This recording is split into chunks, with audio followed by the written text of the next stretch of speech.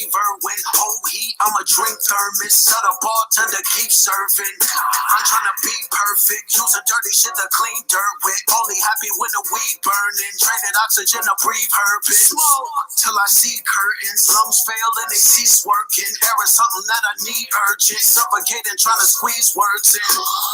What would I do with my last breath? Would I yell? Would I cry? Would I laugh? Cause I'm glad that I'm past that mess. Till I pass, never felt that blessed. Even bad breath when you living is better than good breath. When you lack flesh, got a glass chest that I cracked and my lost breath hasn't made it back yet. I'm on my last breath, walking the last step.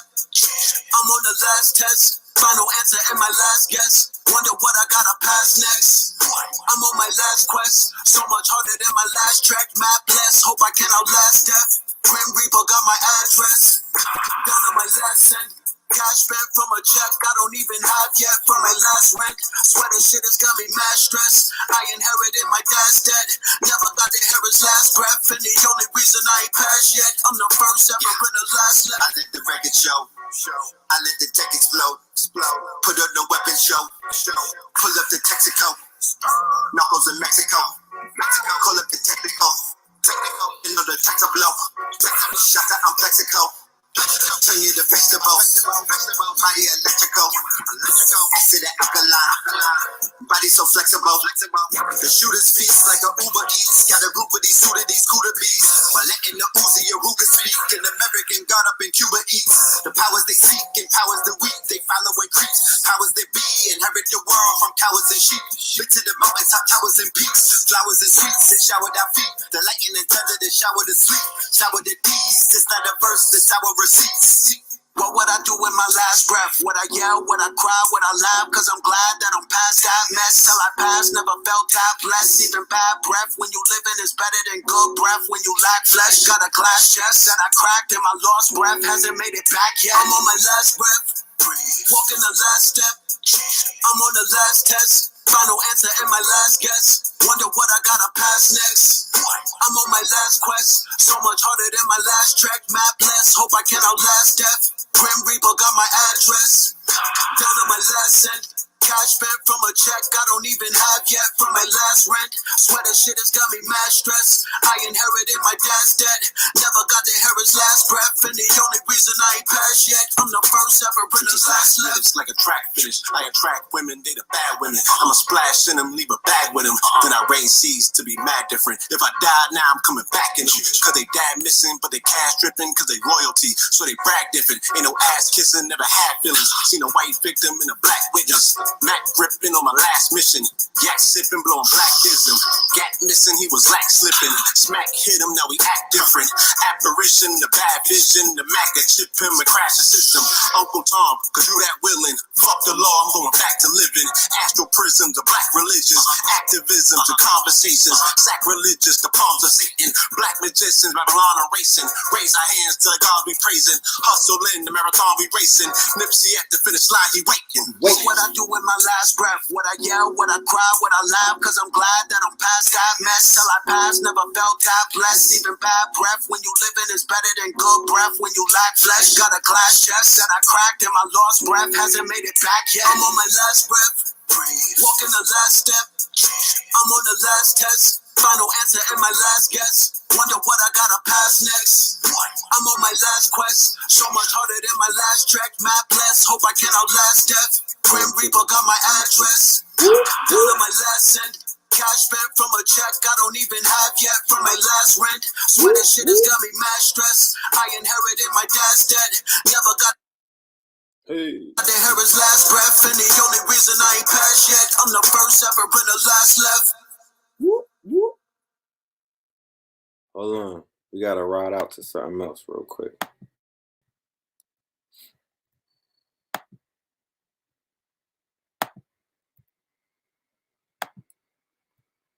This shit right here.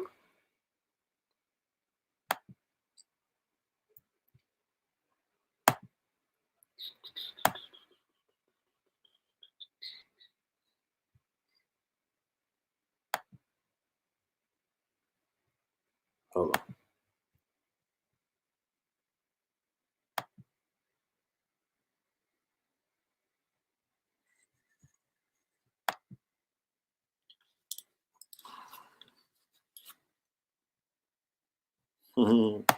This shit right here. Fuck 12. Yes, sir. Man, fuck that interview, man. We doing this shit for George, nigga. Fuck that interview. We doing this shit for George, nigga. Hey, you talking about? Fuck you, nigga. Yes, sir. Fuck you. Fuck you. Puss ass, nigga. Get the fuck up out of here. Puss ass. Yes, sir. Yes, sir, nigga. Fuck, let me see that. Hey, hold on. Let's go. Go up. Go up. Go up. Go up. Go up. What's the news? Go up. Go up. Yes, sir. Yes, sir. You see what the fuck you doing? Free Rallo, bitch. Free Rallo, bitch. Let me see. Hey, I'm finna drop my mixtape called Fuck 12. Fuck 12. Fuck 12. We doing this shit for George, nigga. Fuck 12. Do this shit for George. Fuck 12. Do this shit for George. Yeah, nigga. Fuck 12. Do this shit for George. Fuck 12. Do this shit for George. Fuck 12. Hey, do this shit for George. Fuck 12, nigga. Fuck 12, nigga. Fuck 12.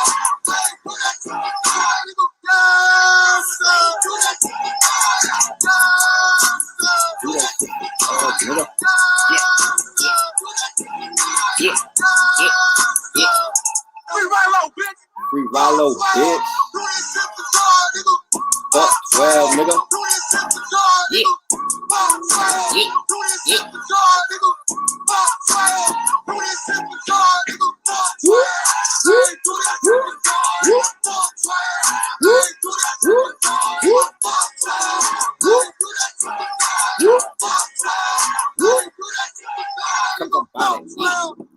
Fuck 12.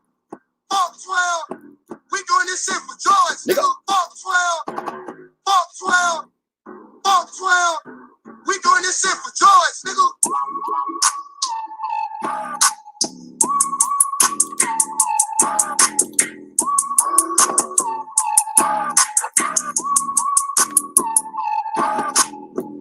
Fuck 12. Do this shit for George. Fuck 12. Do this shit for George, nigga.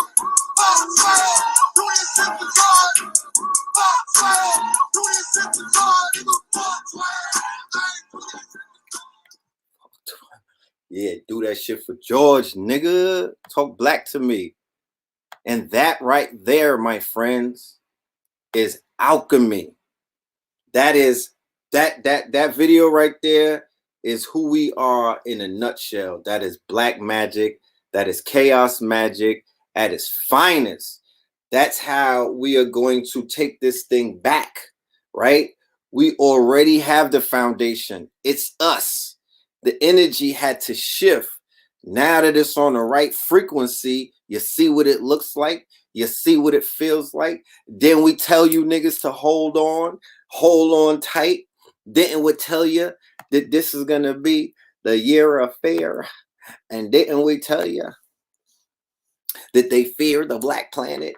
And we warned you that it was a fear of a black messiah. And we said Hitler 2.0, he's coming. But we also told you that the evolution will be digitized.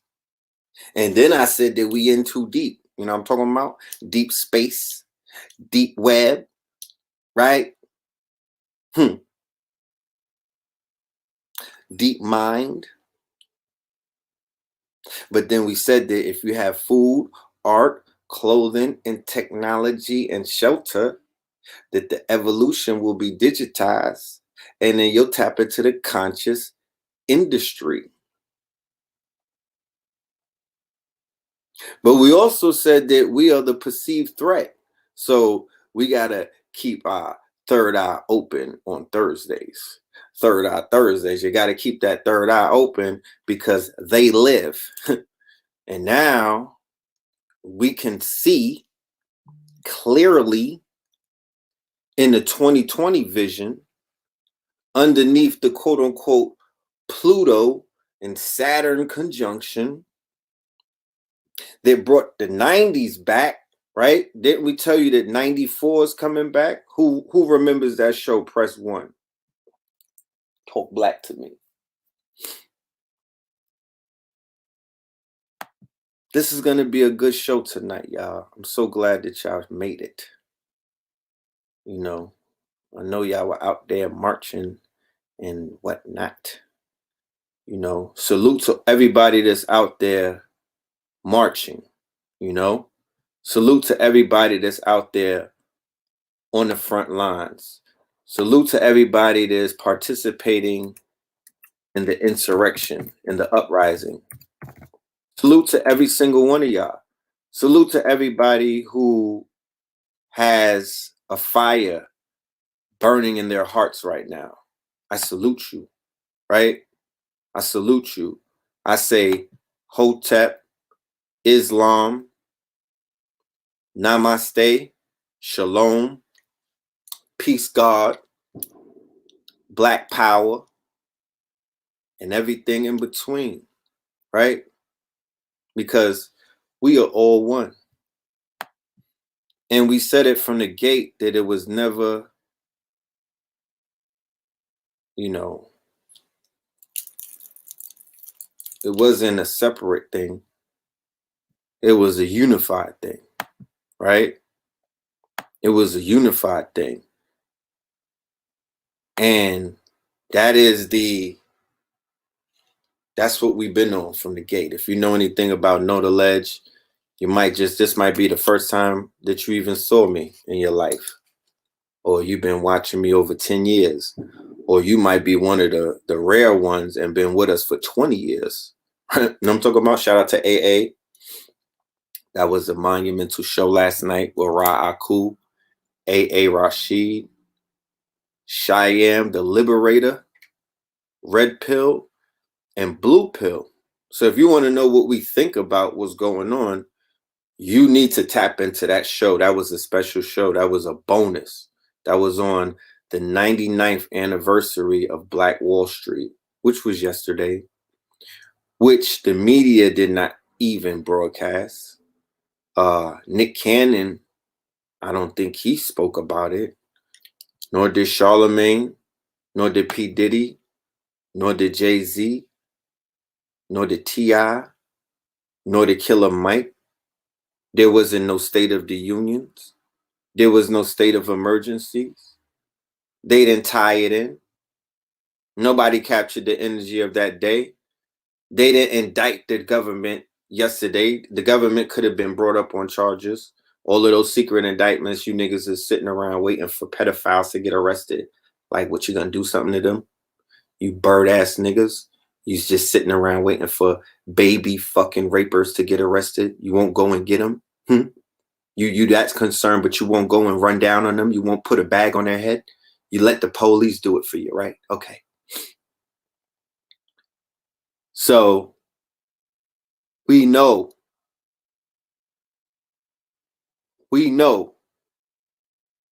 what we've witnessed over the past few days, right? Is a multitude of things. But what we know is that something has woken up inside of the people. We know that at the same time, that something has waken up in the people, that the sun is waking up. So we know that we're not giving no Europeans credit for nothing. We never doing that. We're going to stand on the fact that this is the corona rising. It is what we said it was. And a whole bunch of other shit. It is what you say it is. So, for some reason, none of the celebrities,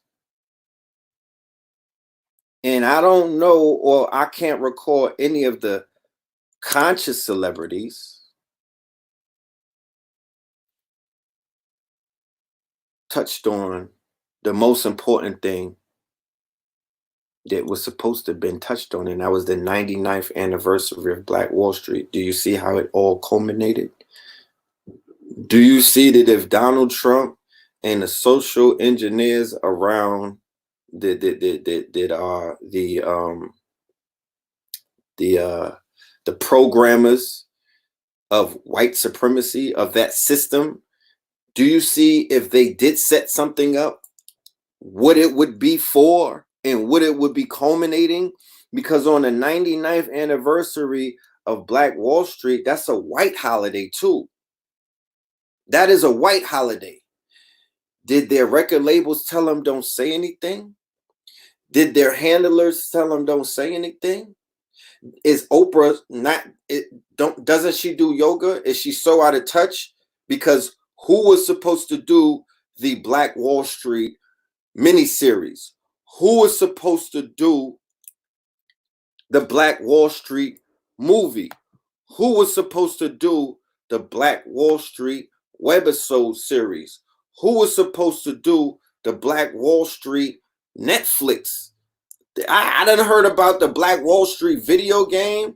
They're supposed to have the motherfucking a Black Wall Street play with Medea in it.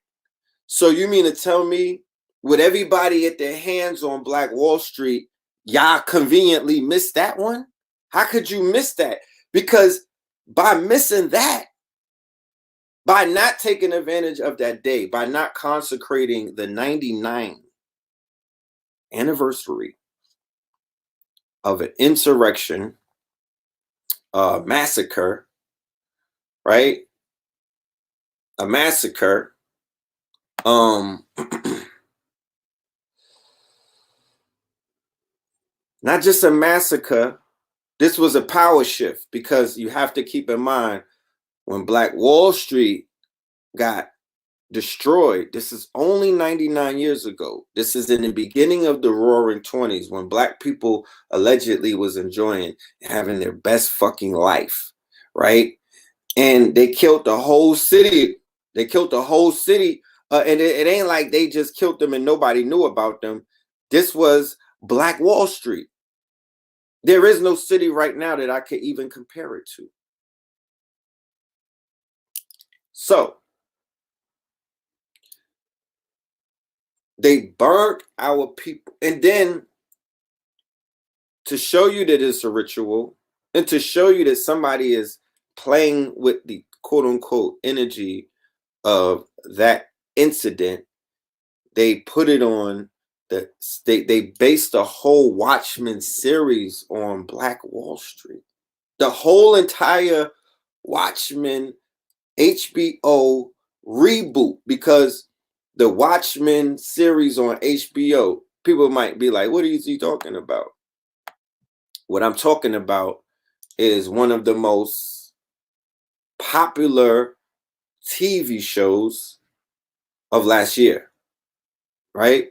Watched by millions of people, and it has such a quote unquote cult following that millions and millions and millions of more people are going to watch it, right? So I don't have a super chat. I'm not part of Google Enterprise. Like, I've never received a check from them. Y'all never be able to say that I was a part of their network like that. I'm just here to talk to y'all. What I will do though is I'll drop the Cash App, and I'm encouraging, if there's brothers and sisters out there who want real media, right? First of all, we have our own streaming platform called Netflix, and I'm encouraging every single person who supports not Black media, because I'm not Black media. I'm new media, right? I'm new media, okay? I'm new media. So if anybody supports new media, because I've been doing new media since the word was created, right? I need you to be a member of Netflix. I need you to be not just a member, a subscriber. As a subscriber, you're a supporter. As a supporter, you are doing something. And as someone that is doing something, you know that you're playing your part, because I'm going to collapse this shit regardless. I'm gonna hit this bullseye whether you help steer the shot or not. But at least the metadata will show that you had your hand and you supported and you was a better and not a sweater. You feel me? Because the way that we're going, the future is that you can never, the future, what the future is going to be, no one will be able to lie. Because it's about the data. No one will be able to, you can't stunt in the future. You know what I'm talking about? It'll be right there. So I want all 5,000 of y'all to sign up to Netterflix.com. It shouldn't even be a second thought, right? Original content. You know that it's going to be the waviest shit that you've seen thus far. My whole network is lit. You know what I'm talking about? I could take a year off and this shit'll still be standing. You'll get Blue Pillar exclusive content, KTAA, what you name it. Pull a fucking name out the hat. You know what I'm talking about? Pull a name out the hat. So Netflix is one avenue. The other avenue, if you don't watch TV or you ain't into content and whatnot, is the quote unquote Patreon, right? The Patreon. Because I have Patreon members, but the Patreon members are the supporters and the people who not just believe, but they got faith. And not just faith, they have appreciation. And not just appreciation, they support. And not just support, they believe. And not just believe, they value everything that we do. From creating content, to the fashion, to the music, to the art. You know what I'm talking about? Got a whole book of art right here. To the art, to everything, to the health, to the wealth, to the knowledge of the self. That's called that's called value. The world is going back into a value-driven system. It doesn't matter if Black people want to do it or not. That's what's going down right now. That's how the world is changing. What Black people or our people or the people are slowly becoming to realize is that you're not going to be able to stop anything. You might as well adapt and adopt. You might as well get with the fucking program and tap into this digital universe, this galaxy, this digital world has probabilities that you can't perceive in your limited physical existence or your physical space because of the actual physical dimensions. It's a box and you cannot go outside. You can't even grow past the box. But in the digital world, there's no box. It's the long tail. You can actually, it's unlimited. The potentiality is unlimited. It's unlimited. So what I'm going to do tonight is this. I'm going to go through a lecture that I did 2 years ago, right? It's a lecture that's a paid lecture, but hey, we're in interesting times. So, I'm going to do this. I'm going to go through this lecture and I'm going to show you 2 years ago what was being said. Because people, we smoke a lot of GMO and everybody's out here on Pornhub. So niggas' memories are short. You know what I'm talking about? You know what I mean? They lose it every other day. So we got to remind you and bring back the receipts to show you what we've been doing. And we'll show you some shit from 10 years ago, but that's not important. What's important is this information is for right now. So let me go ahead and pull this up so we could get to this information, right?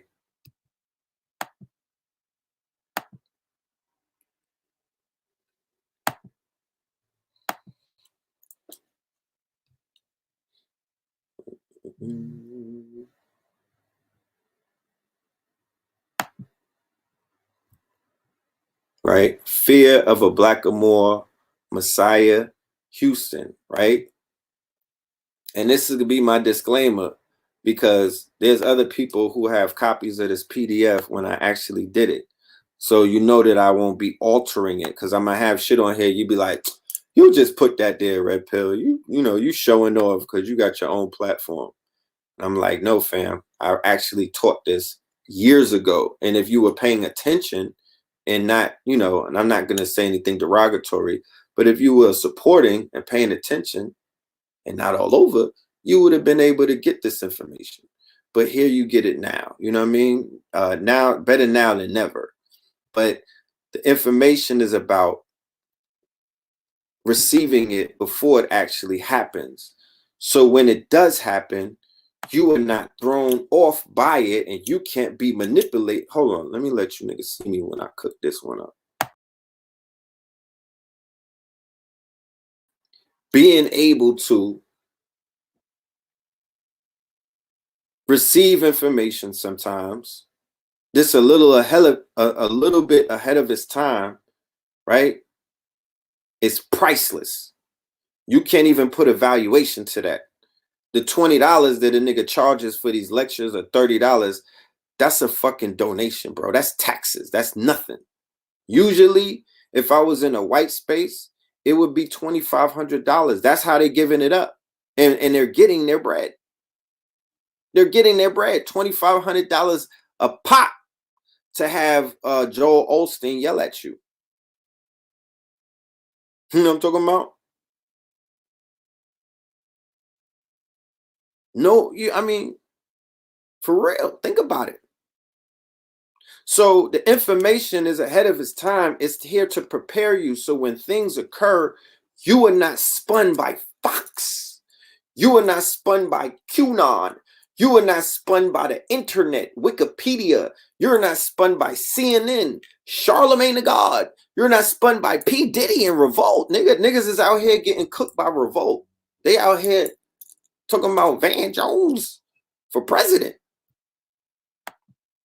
And all I'm saying is this, that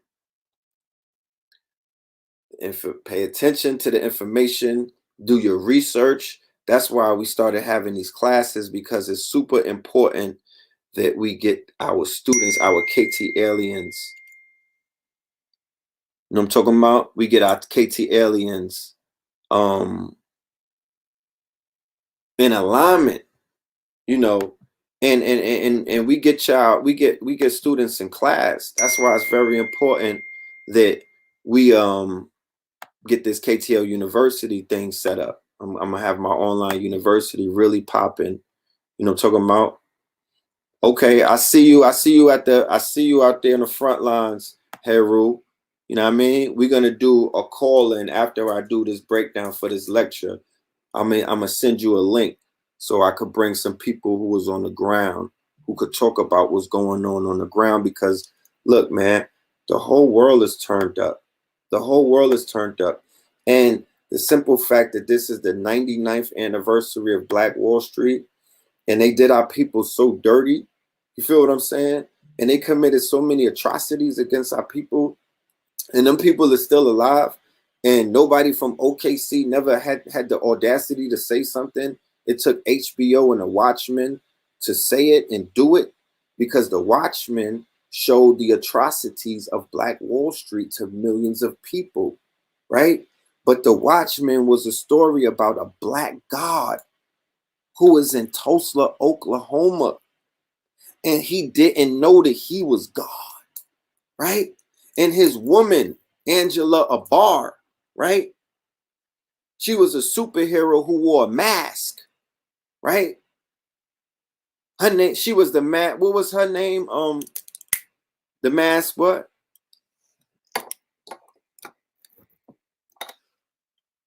She wore her mask. Macy's is on fire. Huh? Talk black to me. Macy's is on fire. No, fuck that. I just said that they burned your ancestors 99 years ago. They burnt them to a crisp. And then they denied that it happened, bro. They denied that it happened. And 99 years later, when this bitch is burning, you niggas is trying to blow the fire out. Let me tell you something, bro. Let me tell you something, bro.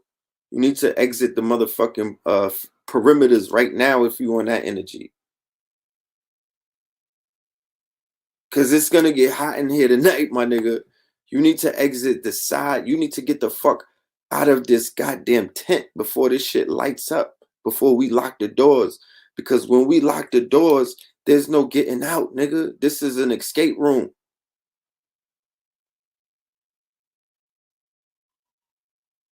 If you niggas better go to Van Lathan Red Pill Podcast, you on the wrong Red Pill channel, nigga. This shit is caliente. Fuck is you talking about?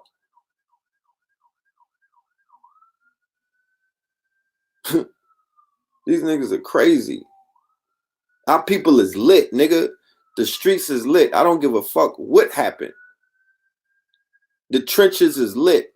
And I'm like, look, I don't know what you niggas is out here doing. I don't know why you niggas is even, I don't know why you're in a conscious space. I don't know why you're in a conscious space.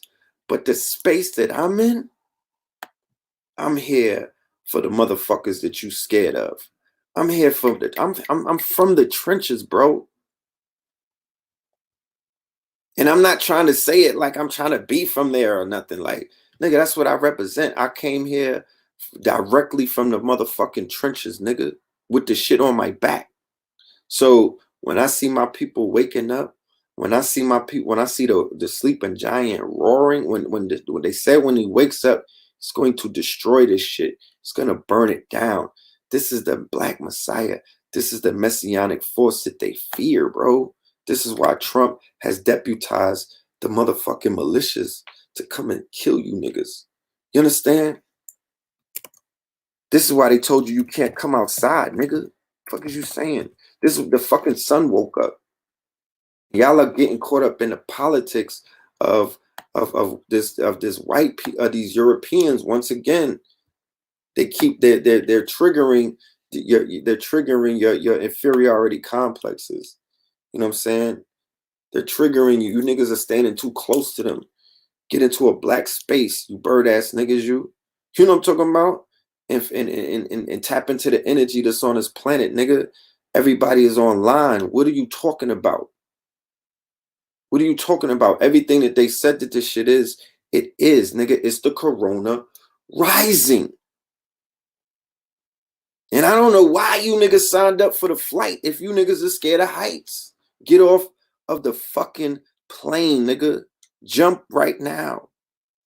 Jump. This is the fucking dragon. This is SpaceX. We going up. We going up, nigga. This is a red summer. We going up, nigga. I got my red fucking Octobers. You know what I'm talking about? I got my red Octobers for the red summer. Let's go. Let's go. It's going to take something to wake these sleepy Negroes up, man. It's going to take something. It had to take the sleeping giant is awakened. You could play with it if you want. You could play race politics too. Okay? The sleeping giant is awoken. And I see it waking up in a lot of people. Control the narrative, and you could control the motherfucking way that this movie ends. Lose the narrative, and it's off with your heads. That's what's at stake right now. That's what's at stake right now. So if y'all let fake leadership step up, if y'all let fake conscious niggas step up, if y'all let fake narrative step up, if y'all let anything get interjected into what's supposed to be what it is rather than what it's not, then you're gonna bear the brunt of that. And it's gonna come mad fast because this is the quickening. Stay focused. Stay 10 toes down and stay solid. That's all I'm saying. You know, don't switch up, right? You know what I'm talking about? Don't switch up. Yeah, and Killmonger was right. Fuck is you saying? And Killmonger. Let's get into this lecture. I just had to say that real quick. All right. So it is of no coincidence. It is of no coincidence that I go to Houston, right? Did I go to Houston to do a lecture, right? I'm like, yo, I'm going to Houston to light it up. I'm going to Houston. Houston, we got a problem. No, matter of fact, Houston, we got a solution, right? I go to Houston. I say, Houston, we got a solution. I get up with Pop Darby, because Pop Darby is that nigga out there. He's the mayor, right? He's lit, and he's a shifter, right? And you know, we got work to do. So I tap in with the guard and the brother Talik, 3rd Ward, right? 3rd Ward. So we go to 3rd Ward and we do our thing. We do a lecture for the family and we light it up, right? Then I do a lecture called Attention Economy, right? Ordo.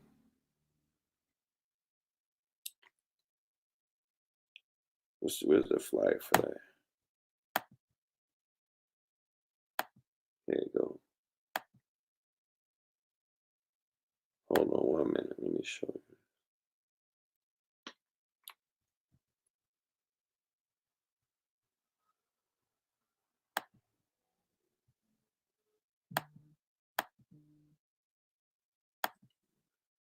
Let me see.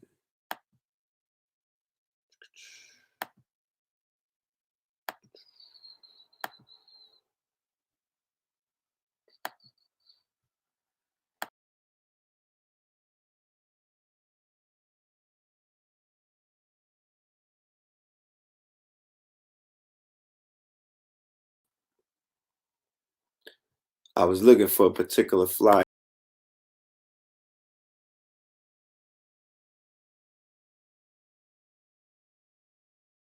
But anyway, then coincidentally, in the airport, going to Houston, right?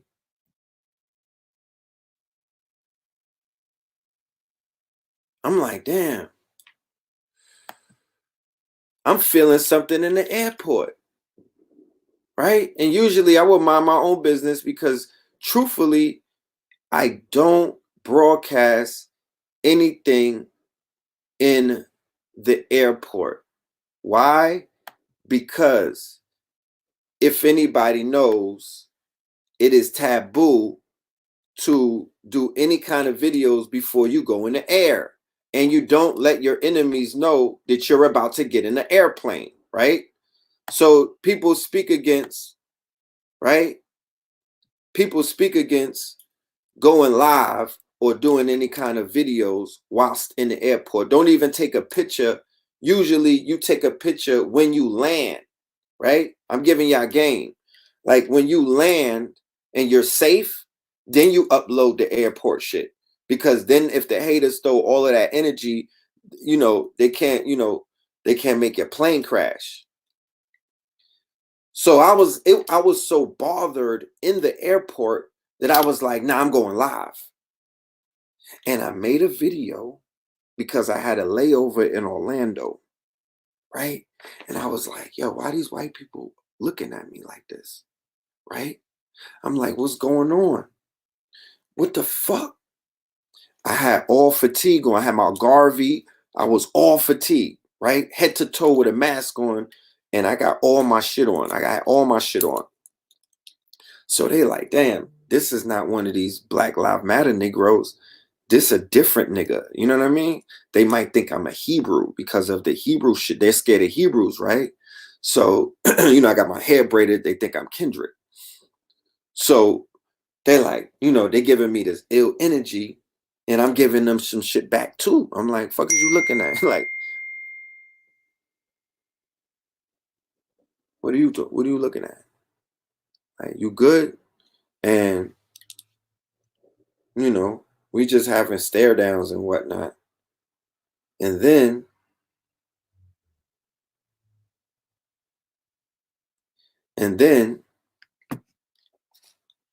I did the live. I said, I'm in Trump County.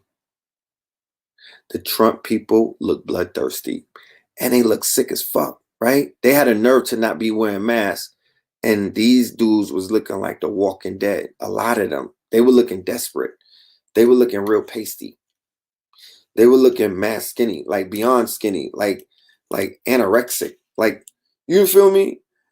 They was looking like damn, I'm trying to remember the character. I mean, it was a few shaggy dudes, but they was looking like White Walkers. And then they had the other big burly ones. They had the big burly, the dudes that be knocking down log cabins with their hands and what. They had the big burly ones, but a lot of them was looking sick. So I did a live and I just asked black people, I said, how could you live around that? I mean, y'all might be some of the trolls that be on the internet because DNA responds to an environment. And if you lived around spoiled mayonnaise and you be on the internet, you can't be that peaceful. I doubt that. You don't have enough melanin surrounding you. And if you're surrounded by dysfunctional melanin, then it's going to show on the internet. You become you take troll behaviors. That's the troll economy. We talked about that in the attention economy. Then I landed in Houston and I seen it again. I'm like, damn, these crackers is on some shit. So they're not wearing masks. They looking angry. They looking at you like they looking like they ready to go. So then I continue to do more research and I find out about the Boogaloo. Then I find out about Rush Limbaugh and Sean Hannity and a lot of the right-wing radio, not the TV, because the TV is different than the radio. The TV, you're out in the open. The radio is more clandestine because we're not tuned into the radio channels. We're not tuned into those frequencies. We're not on the AM dial. We're not on that internet dial that they're on. So they're on their blogs, they're on their podcasts, and they're on their talk radio going the fuck in on us, right? They're going in. They're talking that shit. They're responding to dog whistles that mad people are blowing. Bill Gates is blowing the dog whistle. Prince Charles is blowing the dog whistle. It's about depopulation. It's about it's about purge. It's about them deputizing, right? The minute they hear the word deputize, the minute they hear we're gonna let the civilians take, over with the military, that's what they were waiting for. And they heard that today by Donald Trump. In case you didn't hear it, his speech was it was another one of those prophetic moments that we laid out in Hitler 3.0 on Black Magic 363. I don't want to tell the news like this. You know what I'm talking about? I don't want to have to show you that you niggas is completely off of your fucking rockers. You know what I'm saying? But I'm going to have to do what I got to do. We just got to show, we got to just give the truth. We just got to let the people choose. Y'all could discern. You have the art of discernment. You have the ability to look at some shit and know what the fuck you seeing. So you know what I'm talking about? So let me go back into the lecture so we could continue because we're going to be here for a while.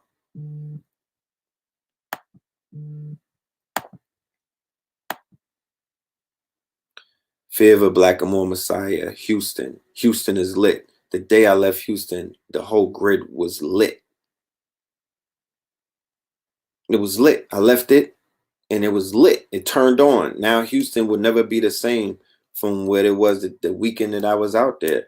And all of that energy that them people was trying to put out there, now they feeling this real energy. Now they getting that. Now they're going to get their nose hairs frizzled a little bit. I opened it up with the Black Identity Extremist case because homie is from Texas, right? Remember, Texas and the BIE, Texas and the quote unquote militant Black strain, Texas has gone up against a lot of the brothers. Texas is where Mika Johnson got busy, right? On 777, okay? Texas is where Mika Johnson killed 5 police. Yeah, can you still get the AE vid? Yeah, of course. And everything is available. Everything that I've been doing all year, from Fear of a Black Planet, Fear of a Black Amor Messiah, 2020 Year of Fear, the evolution will be digitized. Everything is available. I'm even going to have a bundle with all of them so you could sit back and just see how we was basically calling everything as it was before. I mean, weeks and months before it actually happened. Facts. You know, I'm talking about facts. I'm talking about like 10 for 10. 10 for 10. Straight fact. Bang, bang, bang. You know? And as you'll see, I'm going to show you. These are my receipts. These are my receipts. This is a lecture from 2 years ago. You know? So let's go. Yeah, I know the story about the brother, right? He eventually beat the case. But you know, they was on him. I'm talking about, they was definitely on him. And theoretically, he didn't have to go to jail or rot in jail. It's just the fact that the first case that they set off was this brother, just to get it on record. And then they got kind of discredited because they couldn't pin too much on him. So, you know, they'll be back. Believe you me, they'll be back. Because if you see what it is, if you see the thin line of what they consider a BIE to be, then you're like, damn, bro, that's a lot of the people's Facebook activity over the past days. They could fall right under that category. Then I'll be like, well, damn, bro, what about all of those secret indictments? What if that shit is for all of your Facebook and your what if it's for all of your Facebook activity and your Instagram activity and all of your incendiary talk about the government activity? What if it's that? You know, what if those sealed indictments was for that? You know, most of the people that Facebook censored and YouTube censored and took their channels down and demonetized their videos. Don't you know they have everyone's address because of your IPN address? If you're online, they know where you're at, you know? So now, as you see, everybody's wearing the Black Panther. You're going to see the celebrities wearing the Black Panther. You know, it's in fashion already. Niggas is on Instagram killing the t-shirts. You know what I'm talking about? The celebrities are going to adopt the logos, these symbols. PE, of course, the Public Enemy logo. Shout out to Professor Griff. You know, as you know, they were trying to implicate Professor Griff with Mika Johnson in the Dallas police killings. The actual killing that police killing was the reason why Black identity extremists or the new COINTELPRO 2.0 was actually even invented. You know, it was him and Gavin Long, right? So you got to do your history. Can't be talking Black Power and all. You don't even know these men's names. It's fucking ridiculous. And then the Black Power niggas is so egotistical and fucking maniacal, you know, and so goddamn what's the word? What's that? Narcissistic. They have so much narcissistic personality disorder that they won't even say the name of Mika Johnson or Ishmael Brinsley or Gavin Long. They're afraid to say it, and they won't say it unless these people were like under their thumb or something. You know, they don't want you to know about people who really put in work because it makes them look ineffective with the rebel rousing and kicking fucking garbage cans, the shit that they like to do. So trauma-based psychological programming, fear-based. That's the program right there. That's the 3 tiers of what Black America is suffering from right now. That's COVID-19. Okay? That's COVID-19. You can't tell me it's not COVID-19 because niggas don't have coronavirus. They got racism right now, right? They got racism 19, right? What happened to coronavirus? Coronavirus was media induced.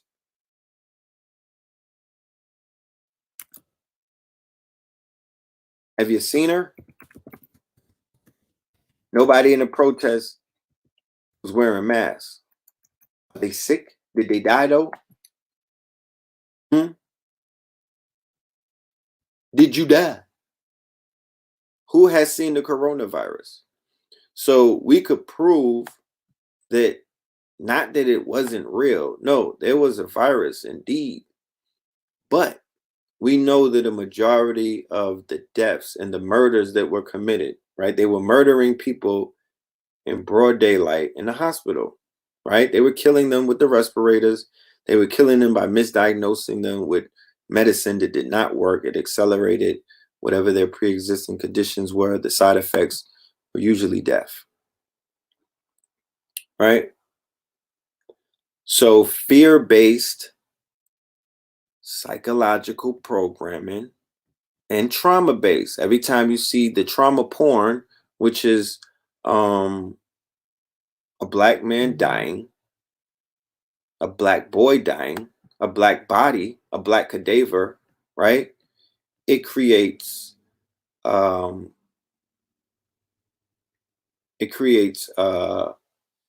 a marker on your DNA, and it has the ability to trigger epigenetics, PTSD, and depression, anxiety, sexual urges, anger, cowardice, and it could affect your immune system,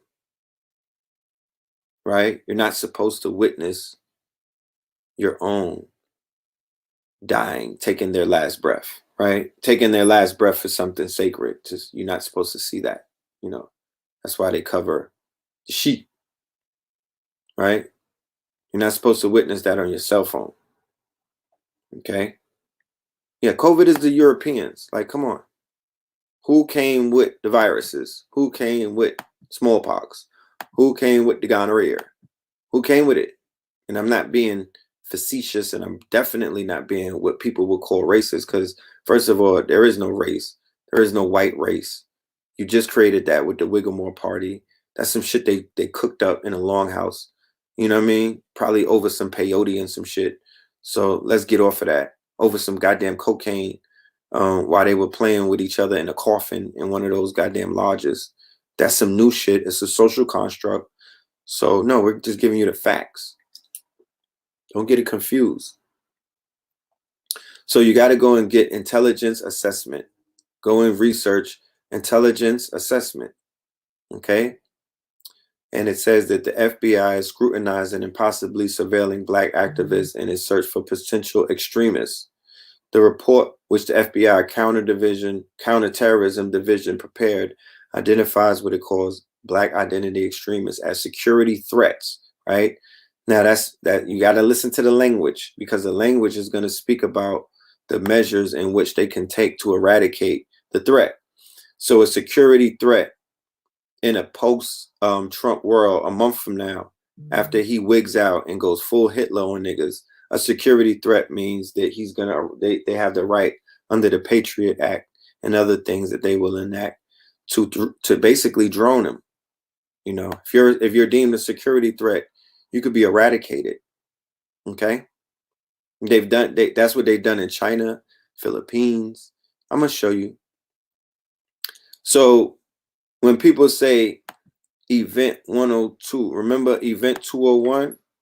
That's how I know people are men. Keep your brain fluid, please. And I'm saying this for myself too, but we're losing our memories, right? We don't have any blogs. We don't have anybody keeping track of the quote unquote storylines. We're not tying in the storylines. If you were to watch Event 201, did they not talk about a civil war and social unrest? Did they not talk about the next phase being what it is right now?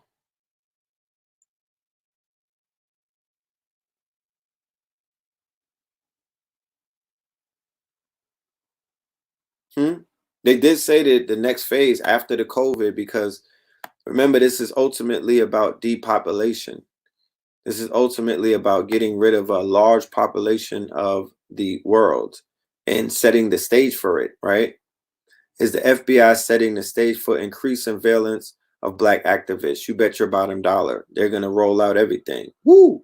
The child is not embraced by the village, right? The child who is not embraced by the village will burn it down to feel its warmth, right? Killmonger was right. Or was he? Or was he wrong? Who's going to say he was wrong? Talk black to me. I'm going to judge you. But Killmonger was right in my book. Right? How soon we forget about Killmonger? Right? How soon we forget about Killy? What happened to Killmonger? That was everybody's favorite hero. You know?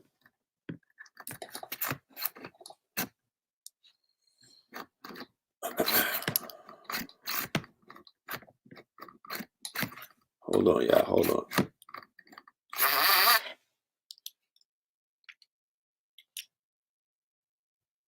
So Killmonger was in the museum that looted, right, African artifacts,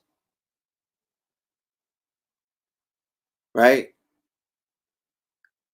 Killmonger opens up. They introduce, this is how Hollywood, or this is how predictive programming, or this is magical Hollywood. This is the hollow wood. So the hollow wood, what it does is it implants ideas and concepts into our subconsciousness, right? So when it supplants ideas, it's like Inception, the movie. When ideas are implanted into our subconsciousness, it's usually done through the music and through the movies, through cinema, neurocinematics. Go and look it up. Neurocinematics. Somebody said they need that vibranium, though. Yeah. If we stay on course and be honorable to our fathers and our mothers, then we will receive something that's akin to vibranium. It's in the ground. They haven't found everything in the earth. You know, everything in the earth has not been discovered. When things are discovered, they open up new ages. That's how you got the Stone Age, the Bronze Age, the Golden Age. You know, there's new ages coming. So you gotta you have to have we looked for something? Do we know that the vibranium is not here? Right? Are we funding KT the arts degree the same way that we want to fantasize to fund T'Challa's sister so we could go and see her at a funding party? You know, are we funding our real scientists the same way that we fantasize and romanticize funding some Hollywood characters, some comic book characters, some video game characters? They give more money to Fortnite characters than they do to real life superheroes. How about that? You know? How about that? So yeah, Killmonger was right, y'all. All that energy. Women's March members bail over ties to Farrakhan, right? So here you have, right, people still allowing their quote unquote allies, right? Ally to ally, right? They letting Ally, because they thought that Barbecue Becky, but what about Ally to ally? Because Ally the Ally is a switch sider. She's a dick rider. You know, part my French. I'm talking about. She is not loyal one iota. I'm talking about. She's not. She's not. And people like to be around white people because I'm from Brooklyn. I know niggas like to dig pockets. So do I.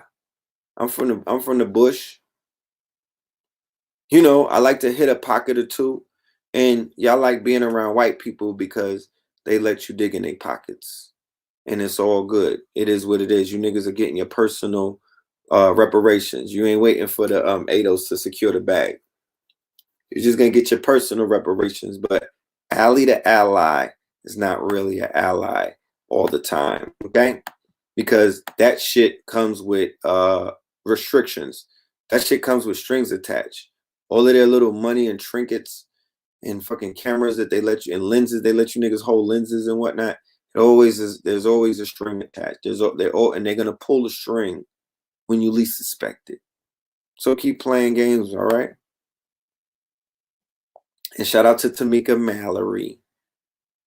Okay. Stefan, because she stood her ground and she did not denounce Farrakhan. Tamika Mallory did not denounce Farrakhan, right? So look, Klein called Farrakhan a dangerous troll and tweeted that the Women March leaders are turning a blind eye to the hate spoken about a group of people, right? But they'll march and say Black Lives Matter. Black Lives Matter, they're going to always hold that sign because they're not going to say anything else. They're not going to hold the red, black, and green. They're not going to say nothing that Garvey said. They're going to go with the gay organization of queer black folk. That's what the whole world is going. That's what they're standing behind. Queer black folk. Because that's as far as they're willing to take this shit. But they not going to be flying no Farrakhan flag. They not going to be flying no goddamn Hebrew Israelite flag. They not going to be flying the Moorish flag. They not going to be flying no goddamn Kemetic onks. They're not doing that. But they fly the rainbow flag everywhere that I seen niggas marching though. I didn't see no Garvey flags. I saw rainbow flags. Please don't invite me to your fucking rainbow rallies. Stephon Clark and his Asian girlfriend apparently hated black women. I do not see a lot of Asians at the rallies. Right-wing extremists are a bigger threat to America than ISIS. Now, this is what the European will do. They are going to tell you about black-on-black crime. They're going to tell you about all of the knuckle-dragger shit that we all are familiar with because, remember, they're speaking to you through the culture. They're shaming you through your culture. They know that they listen to the same music you listen to. They say nigga this, nigga that, nigga, nigga, nigga. You know, they have the same type of, they got the same type of rhetoric and mind state. But they'll be like, well, what about how you guys treat each other? And what about how you guys kill each other? What about the violence that you guys promote?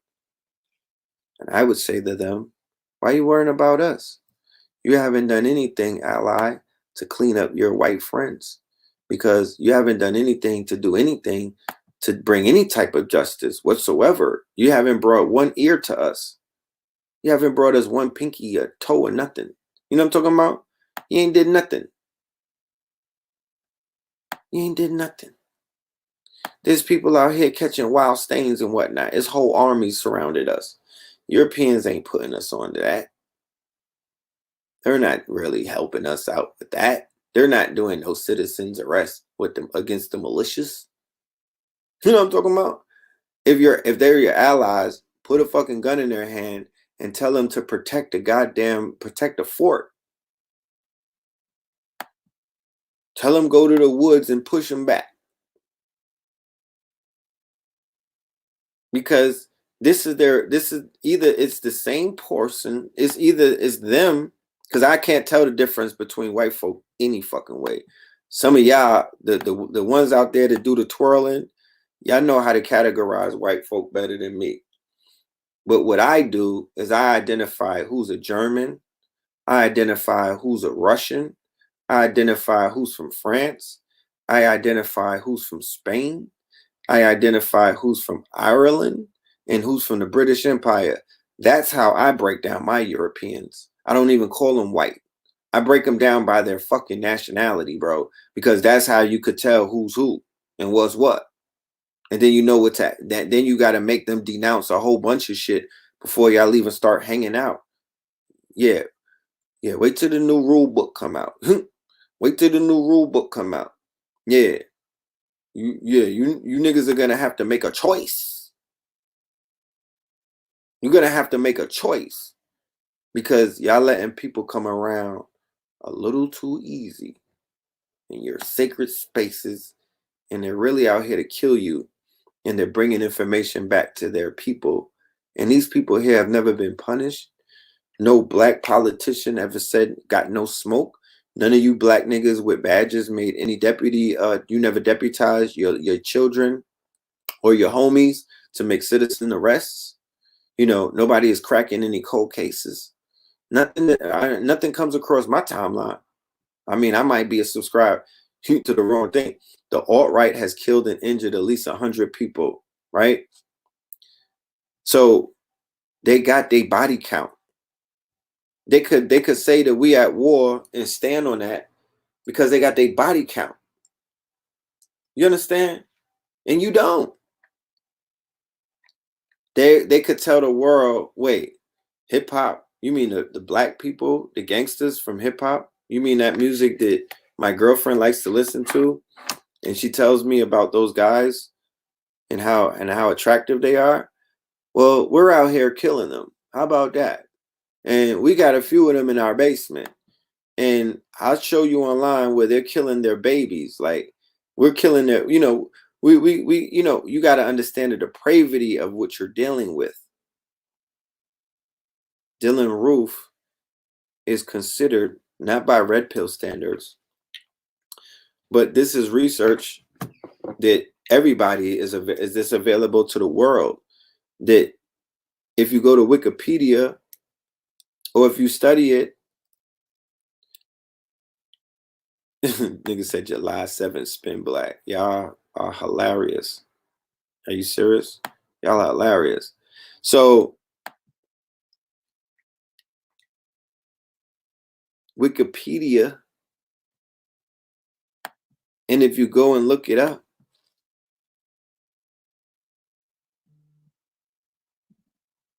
you can see it will show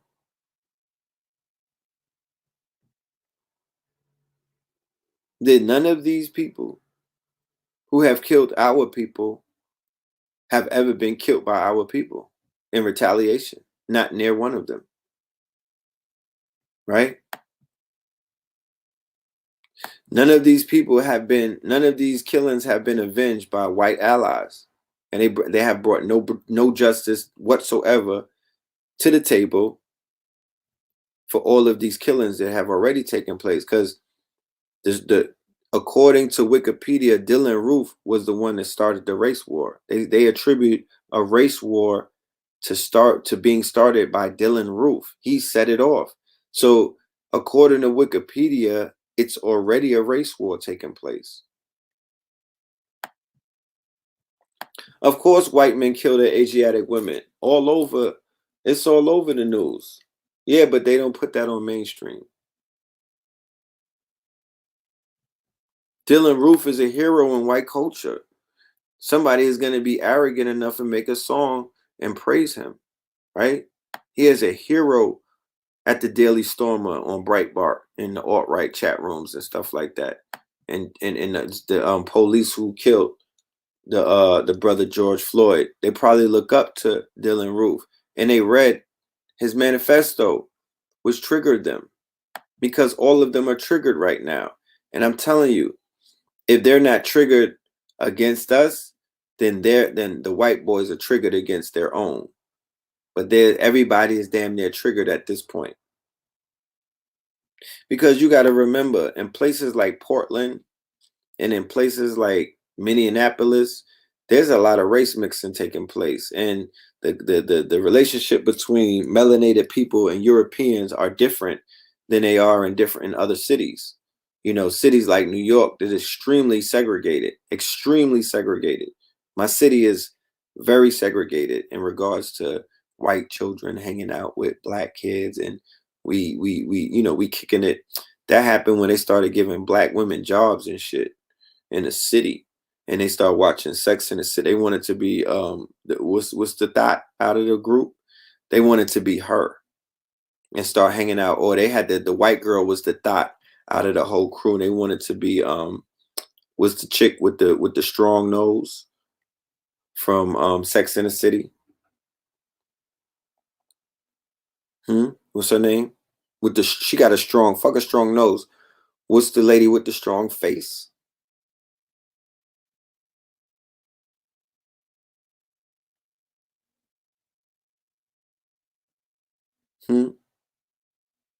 So we just started integrating, like, you just started seeing black women as the fucking fourth wheel. Carrie, Miranda, no, the main woman, the main one. What's her name? The main character from Sex and the City. Jessica Parker. Sarah Jessica, is that her name? Yeah, well, she got a strong face. Real strong. Sarah Jessica Parker, there you go. Ha, yeah. Her. And black women wanted to be like her. Yeah, and black women wanted to be like the whole four lineup. Then they gave them the housewives. Remember that? Remember they was trying to be Sex in the City first?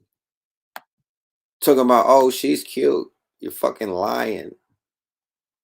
You know what I'm talking about? What's that lady that make dresses? Betsy Davis. She saved her, and she's strong in the face too.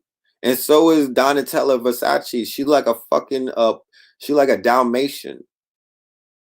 How dare you charge me that much for a shirt?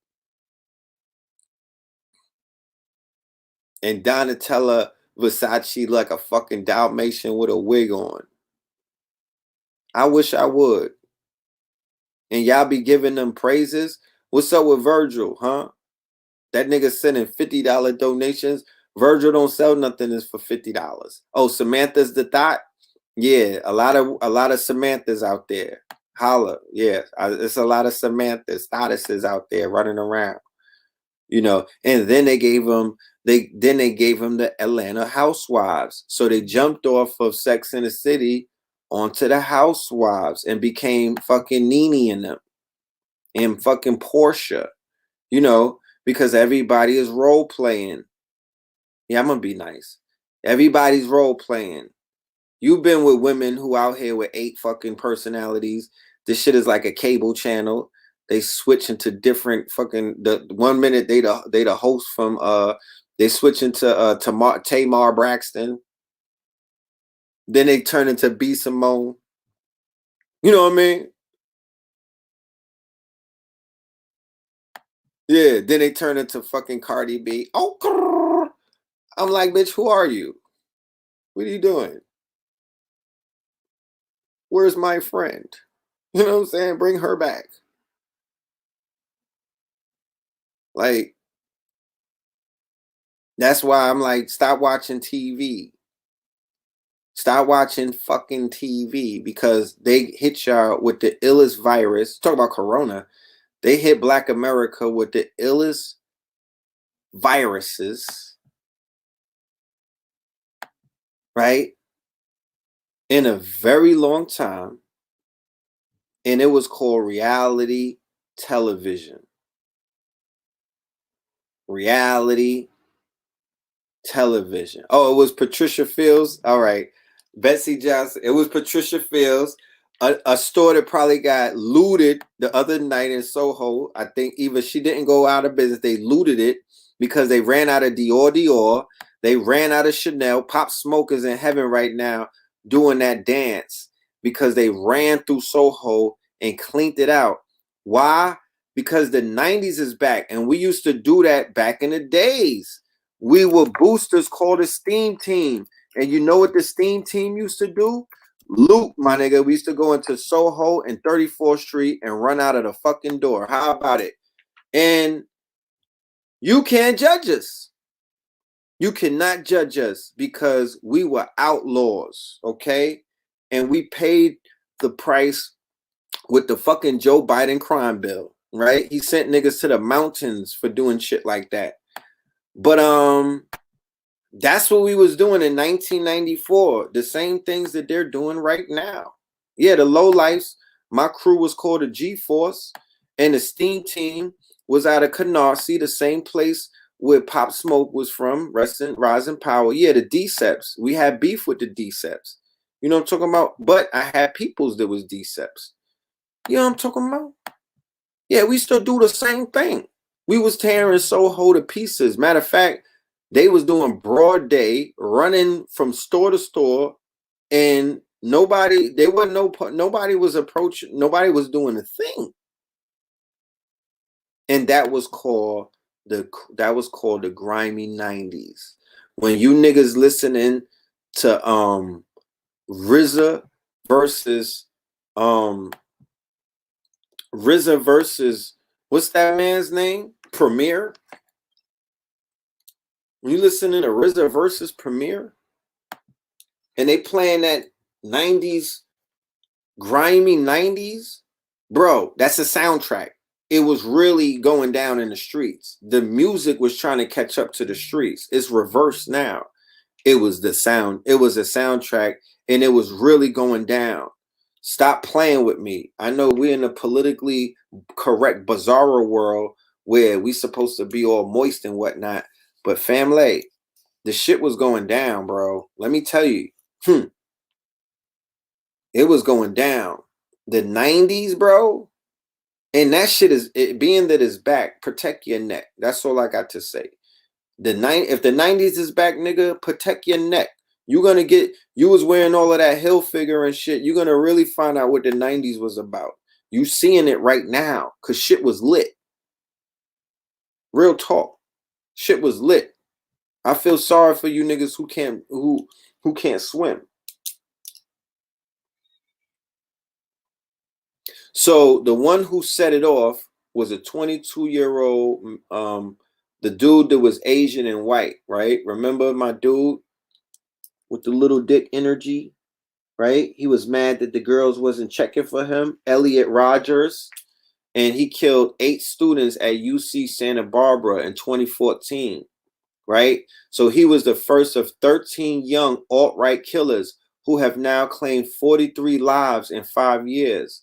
Trump is not sending the security on them. The feds is not investigating them. Nobody is running down on them. Michelle Obama ain't tweeting about them. T.I. ain't green lighting them. Killer Mike ain't killing them. What the fuck is this?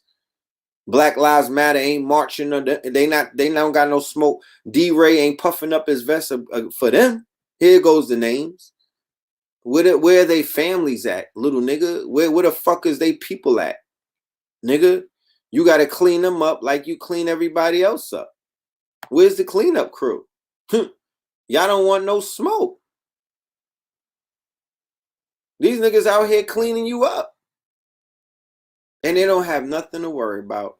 The police ain't on them. You know what I'm talking about? Police ain't on them.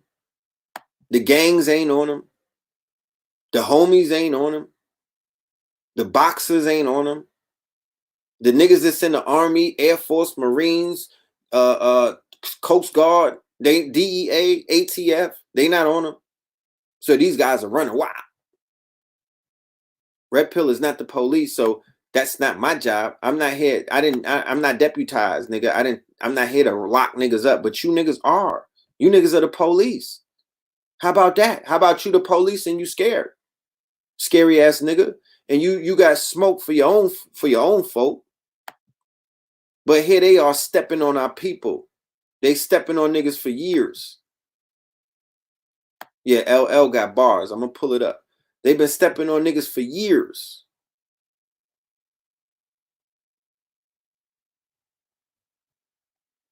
They've been stepping on our necks for years. They've been stepping on they had our knees. They've been putting their knees in our people's necks. Every nigga is a star.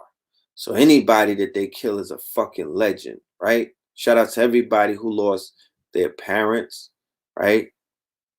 I heard Billy Carson. I know Cam Bada lost his father. You know, I know a lot of brothers who lost their fathers to this shit.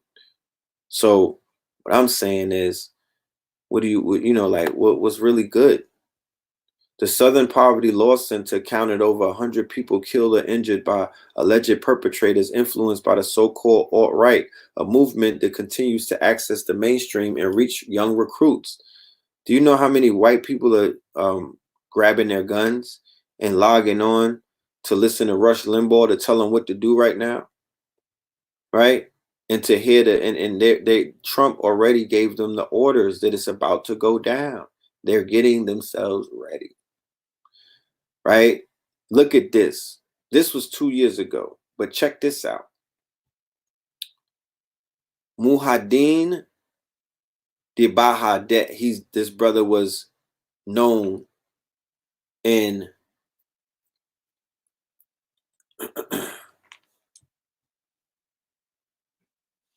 he was well known in Charleston. One of the most famous Black Lives Matter activists in the country has been shot to death in New Orleans.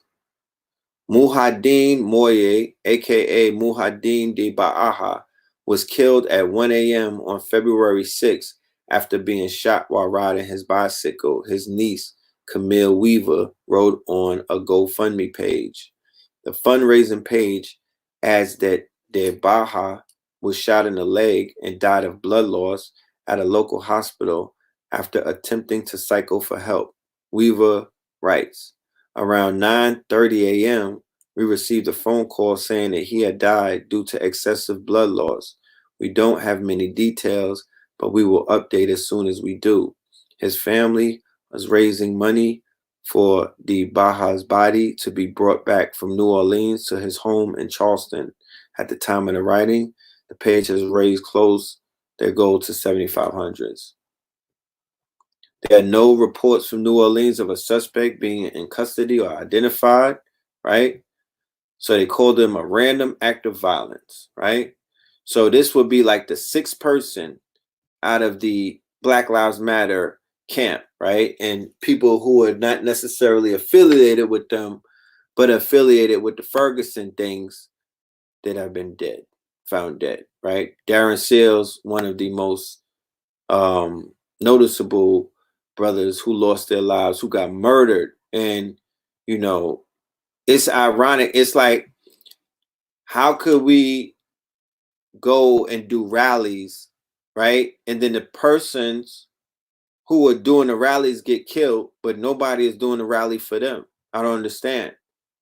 Like, they'll rally for somebody that they might have not known, right? And then the people who they met in the rally get killed later on, either by, it don't matter how they die, but there's no rallies for them. And there's no hashtags for them. And there's no uprising for them. So what is that about? Right? So to show you the lengths that the police department has fallen, right? And the fact that there's actually something called a crooked cop or a dirty cop,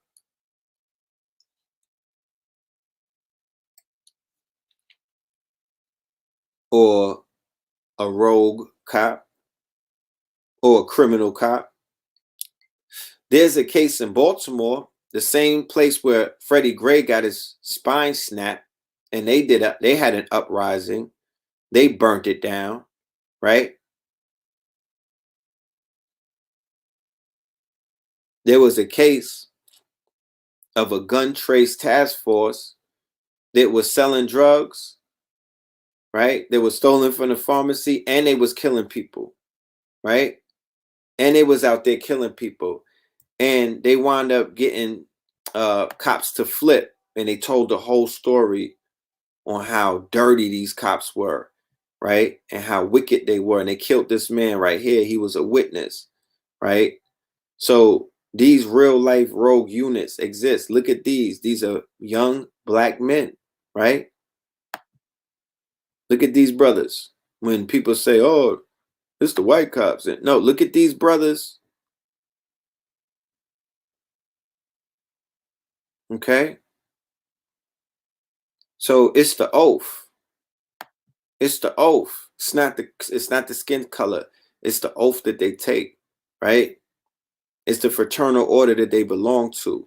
Look at these niggas. They like little boys. Right? But this is what's coming up in these cities. These cities are under siege already.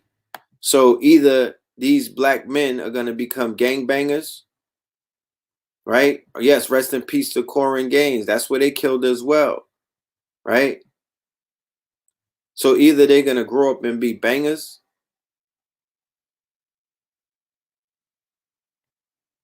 or they're gonna be squares,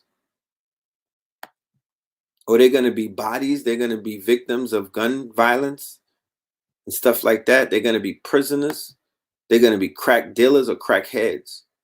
You know, it's crazy.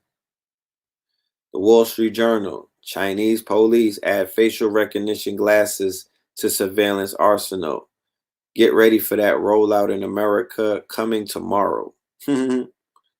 Remember, everything, this is 18. Everything that's happening in America right now is going to be as a result of what China is on, right? They brokered a deal with China, I'm sure, during the trade agreement negotiations. Either they brokered a deal with China, or America is going to try their best to catch up to China by having a society that's Chinese like. As hundreds of millions of Chinese begin traveling for the Lunar New Year holiday, police are showing off a new addition to their crowd surveillance toolbox: mobile facial recognition units mounted on eyeglasses. China is already a global leader in deploying cutting-edge surveillance technologies based on artificial intelligence. The mobile devices could expand the reach of that surveillance, allowing authorities to peer into places that fixed cameras aren't scanning and to respond more quickly. The devices, released late last year, were touted in state media this week as a means to help authorities during times such as the annual Lunar Year migration that begins next week, when Chinese travelers flood train stations and airports. That was around the same time when they used that to sicken them.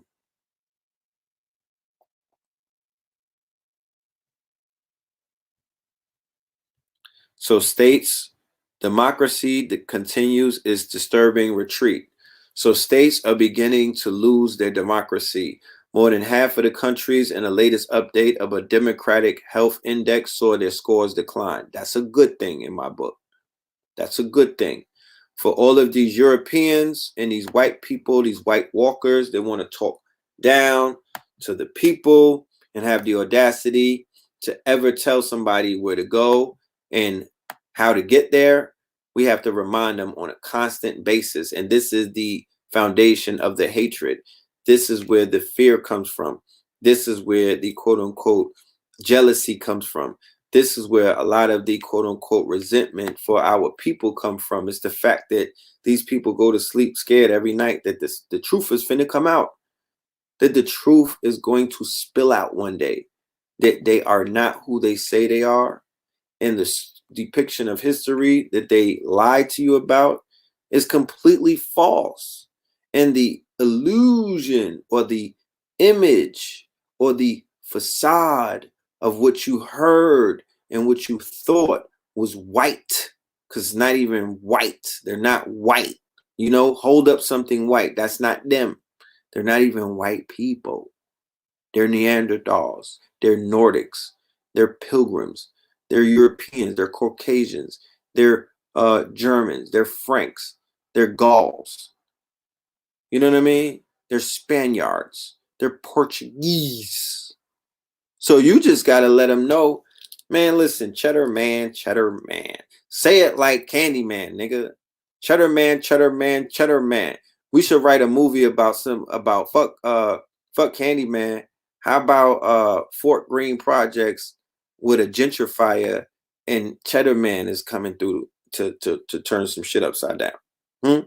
How about that part? How about we make a Cheddar Man horror movie? And Cheddar Man comes in and, you know, he just start tearing shit up. So some of the first modern settlers of Britain from 10,000 years ago have dark skin and curly hair. I'll put money on a bet to say that there are dark skinned people in Britain running shit right now behind the scenes.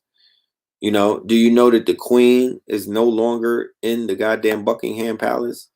Do you know that do you know the Queen is no longer there? They took the seals off of Buckingham Palace. Do you know that? Can you go, you know, hold on.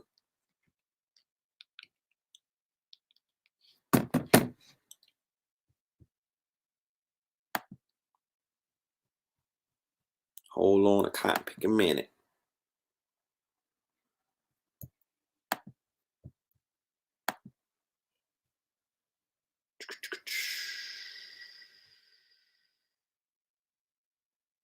All right, let me see something. Give me 1 second, y'all.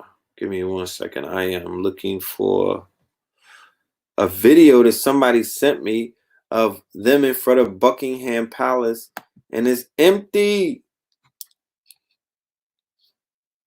Real talk. They got the MPs watching over it, and they took the seals down, bro. I wouldn't believe it if I didn't see it with my own eyes. Hold on. Come on, Naman.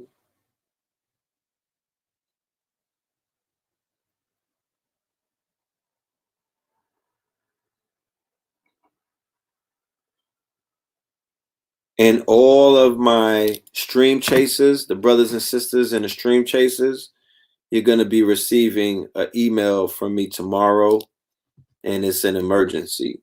So please open up any email for all of my Forex family, the stream chasers. Open up any email that you see from me, because we have to take urgent action. Okay.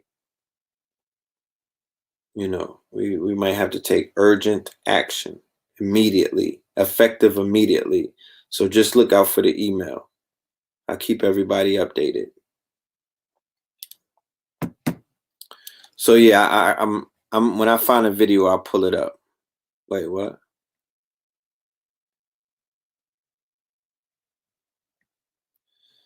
Yeah.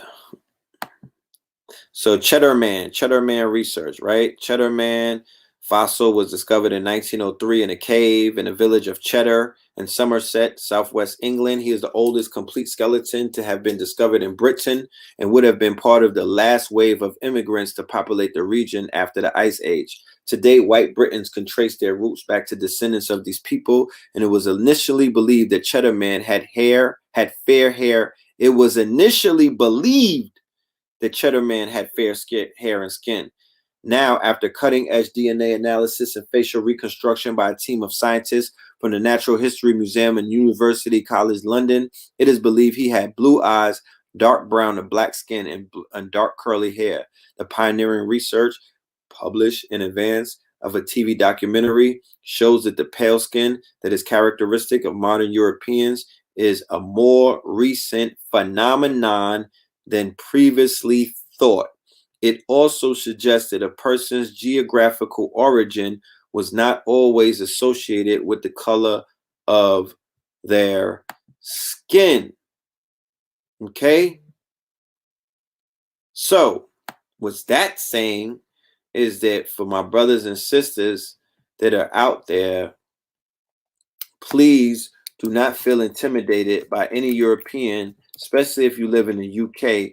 You need to remind them of where the origins of their ancestors are, regardless if they have genetic bleaching taking place, meaning that you can white yourself out by 3 generations, right? You could genetically bleach yourself.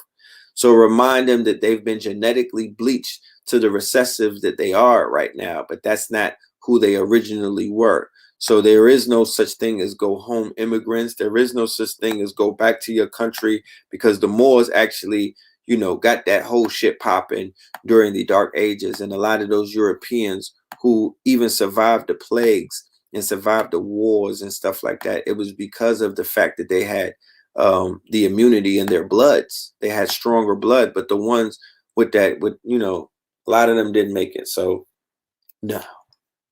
And that goes for the Etruscans in Greece. That goes for the Italians by way of the Carthaginians. That this needs to be more research. So when they talk about looting and when they talk about, cultural appropriation, look at the bullshit that they're trying to get away with this. Remember this? She looked like the girl from Sex and the City, truth be told, with the dog face. Remember they try to pull this one? You know what I'm talking about? So not only are these people guilty of looting our ancestors, everything that our ancestors, all of the treasures from our tombs, and have the nerve to talk about looting Target when the fucking 3-piece suit is $10 in Target, right? And you don't want to talk about the fact that you go into every single museum. The museums are like trophies showing off. It's almost like going to a game hunter's house, and he has lion heads on the wall and bear rugs and zebras in the backyard that are stuffed and whatnot, and tiger heads on the wall. And all of these are from Africa and the dark continents and whatnot. And all of that is a depiction of the conquering of the beast, the conquering of the lion, the conquering of the African god, the conquering of the quote unquote king of the jungle and whatnot. And that's what their museums are. They're putting up artifacts of people that they conquered, right? That's what they have. Those are the artifacts of the people that they have conquered, okay? And they have them on display. It's like putting heads on pikes when they cut them off. That is an act of war. When you cut your enemy's head off, you will put it on a pike for everybody to see, to instill fear and to trigger epigenetics and to trigger quote unquote what we have, PTSD. Why we're underestimating American collapse. The strange new pathologies, right? Speaking of viruses, the strange new pathologies of the world's first rich failed state, that is America. Okay? The world's first rich failed state. This is a failed state. It is fallen. I don't know what else to tell you. You niggas are gonna try to come up with some other shit. But this is a falling state. This is a fallen state. Okay? Yes, Trump threatened Monday night to invoke the Insurrection Act of 1807, a law that takes an unusual step of deploying active duty U.S. soldiers to police the U.S. streets. And he also said that he's going to activate the militias. He's going to make the civilians who are armed take up arms and protect the streets of America. Do you know what the results of that is going to be? That is going to be the beginning of the purge. That is a purge fucking speech that he just gave today. Y'all still voting for him? So look, America or Rome is falling. The opiate epidemic, we use that phrase too casually, but it's much more troubling than it appears on first glance. Here's what's really curious about it. In many countries in the world, most of Asia and Africa, one can buy all the opiates one wants from any local pharmacy without a prescription. You might suppose then opiate abuse as a mass epidemic would be a global phenomenon.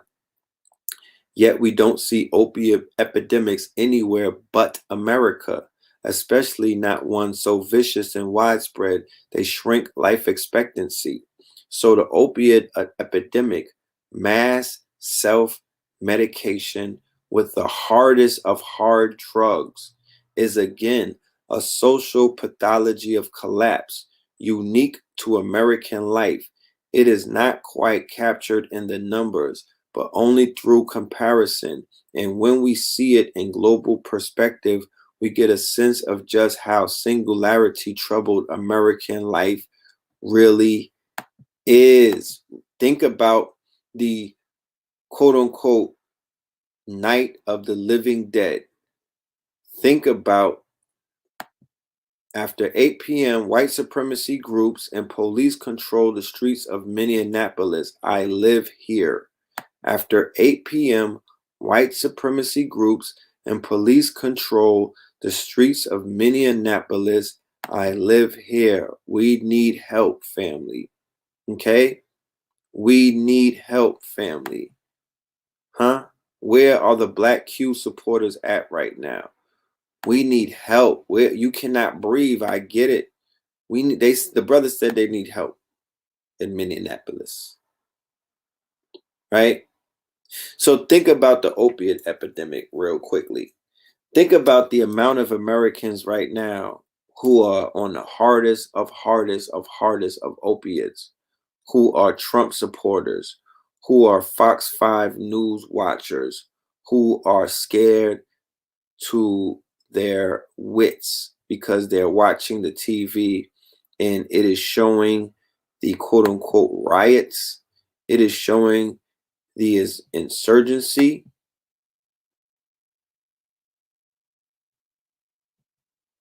Right?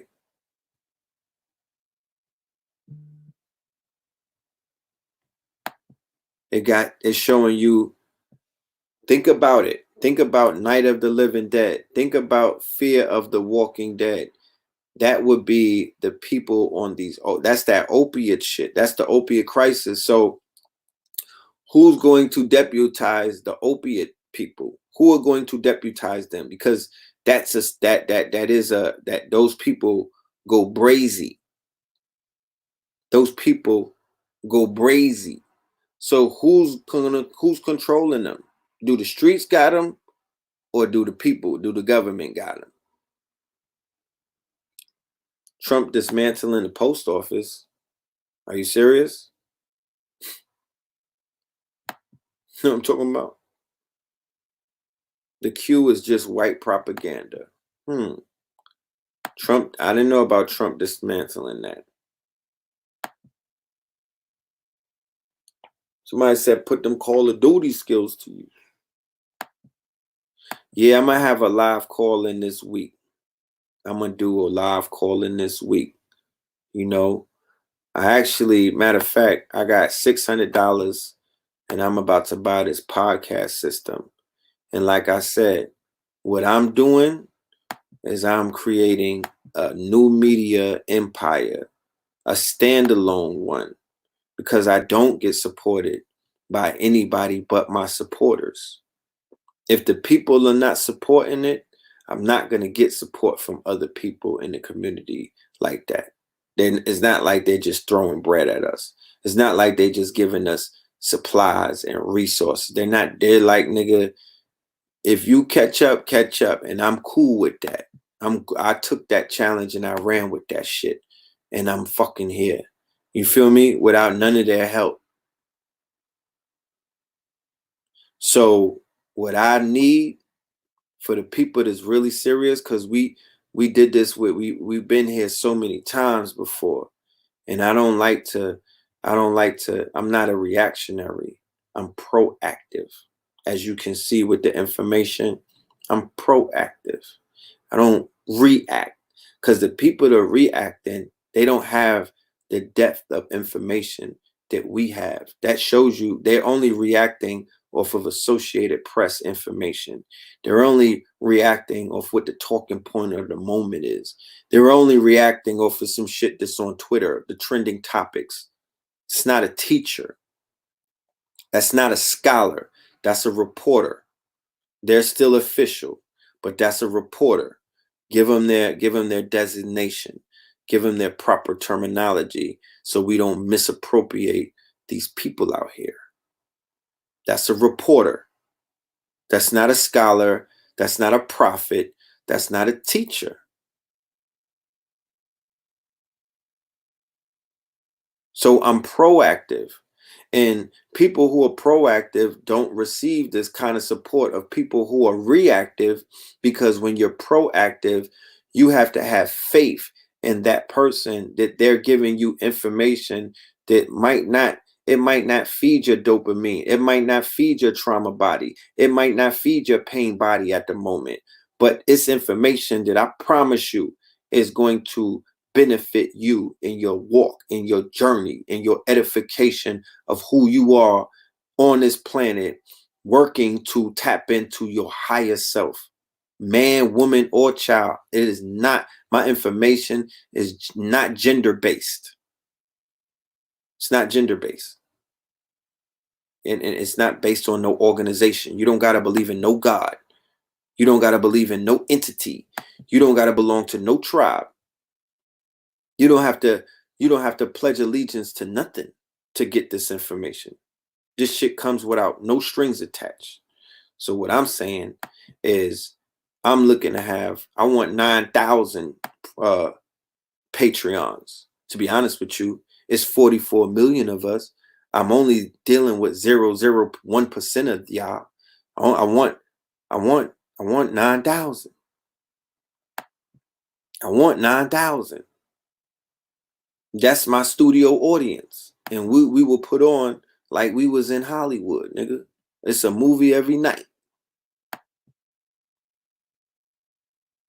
I want to, this fucking TED Talks, I want to launch Red Talks. And I don't want nobody's Caucasian hand in my pocket. I don't want them as the film crew. I don't want them editing my shit. I don't want them telling me anything that I can or can't do. Not because I don't like them. It's not about what I like, because I'm in a relationship and I'm not on Tinder.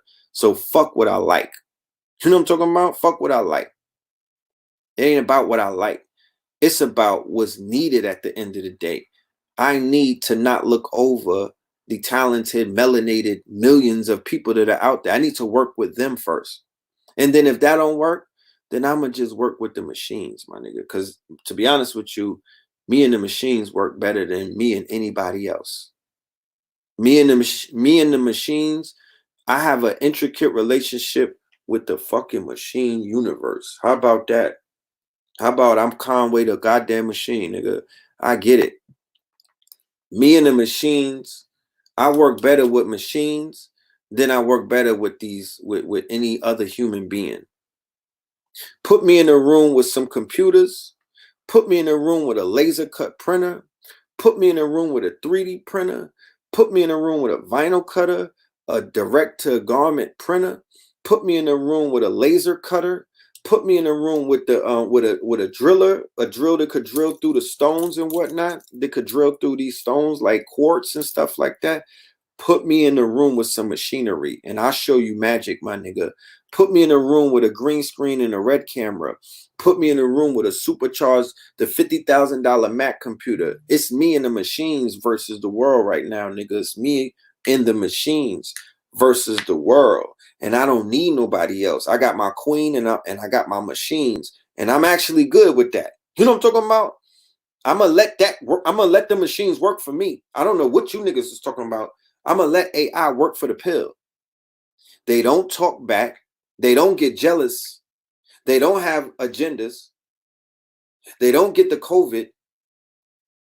They not out here, you know, because familiarity breeds contempt. I bring niggas around in my cipher and they start acting real fucking goofy. Real talk, real goofy. It's a lot of niggas who, you know, they act like they want to help. They act like they want to be down. And then they get around and whatnot. And then they act like they want to be the pill, nigga. Or they act like they want to, and then they renege on their promises. Human fuck shit. And I don't want to deal with humans right now. The machines are friendly to me. The crystals are protecting me. Don't worry about my health. The crystals got me. We already had a conversation. They told me go and get the machines, nigga. They said, you see what the machines did for Conway. So I'm with the machines, nigga. Call me Red Pill the Machine, because that's what's working for me right now. Once I leveled up, because I'm Ogun. I'm Ogun. I don't mean to, you know what I'm saying? Y'all might not understand this language, but everything around me, yo, metal rules everything around me. You know what I'm talking about? I got Ogun energy. So I'm with heavy metal, nigga. You don't want to see the collection. You don't want to see that. You don't want to see the heavy metal collection. You don't want to see, you don't want to see my Twisted Sister. You don't want to see, you know what I'm saying? My Def Leppard. You know, I got a lot of Def Leppard records, my nigga. Talk black to me. You don't want to see my heavy metal collection. But right now, the metal that's working for me is these technology, this computer shit. Yeah. So I'm good on niggas right now. How about that? And give me some programs. Hook me up with them niggas at Adobe and we get along. You know what I mean? Matter of fact, I do more work. I have a better relationship with niggas on Fiverr than I have with these niggas in the community, bro. It's niggas in Bangladesh that's doing more work for me than niggas in the community. They'll hold your shit hostage. They'll hold your shit hostage, and it's almost like they don't want to see the garden. You know what I'm talking about? I don't get it. But guess what, nigga? You good. I got the machines with me, and they not gonna do. I got a machine gun, and I got a machine. So I'm gonna keep the machines around me. Yeah, machines rule everything around me. Marine, nigga, dollar bills, nigga. Yeah, scream, nigga. Yeah. How about that? The machines made this shit right here. Yeah, the machines made this. I'm talking to the machine. The machine is right here. This machine is filled up with a whole bunch of cloth. This machine got me looking real good on live. Fuck you niggas. And I got the light right here, nigga. That's a machine. So machines rule everything around me. And I don't need these weak ass human niggas. I don't need these human beings with their limits no more. You lost one. You know what I'm saying? You just lost one. I'm unplugging from that shit. You lost one. Put on some Kanye shit. Give me a whole bunch of acreage, right? A more land. Give me my machines and some queens. And I'm good. And some fucking green. And you won't hear nothing from me. You know what I'm saying? You won't have to worry about red pill. I'll get out of the way. Real talk. That's my ultimatum. You want to get rid of me? Give me some machines, about 20 queens, some motherfucking green, and give me some more land, and I'll get out your hair. Real talk.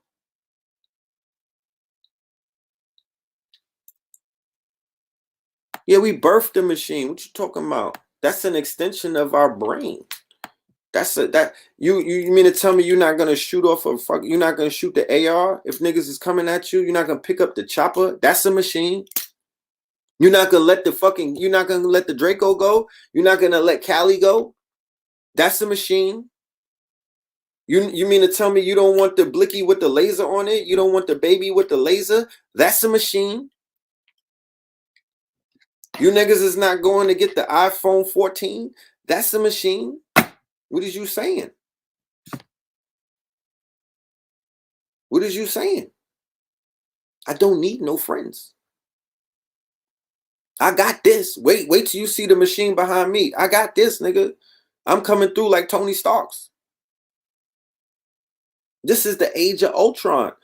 I understand the power of AI. I understand the power of quantum. And I will never talk about that shit on YouTube ever again. I understand the power. I will never throw the cloth. I will never throw all of this rhinestone-filled cloth out here for these fucking vagabonds to tear up. They looting the cloth, bro. The way that you see these niggas running in CVS, that's the same way they ran through Melanin Monday stealing the cloth. Facts. I be hearing these niggas. Yeah, hammers and cameras. Get me right. Hammers and cameras. There's a Sony camera on my wish list. Talk black to me. The A6000 or the A6600. Is there any looters out there that got one? Shit. You know what I'm saying? Hammers and cameras. Lights, cameras, and action. You know, we are focusing on the wrong goddamn things. We need to get ourselves focused, and we're not. We're not.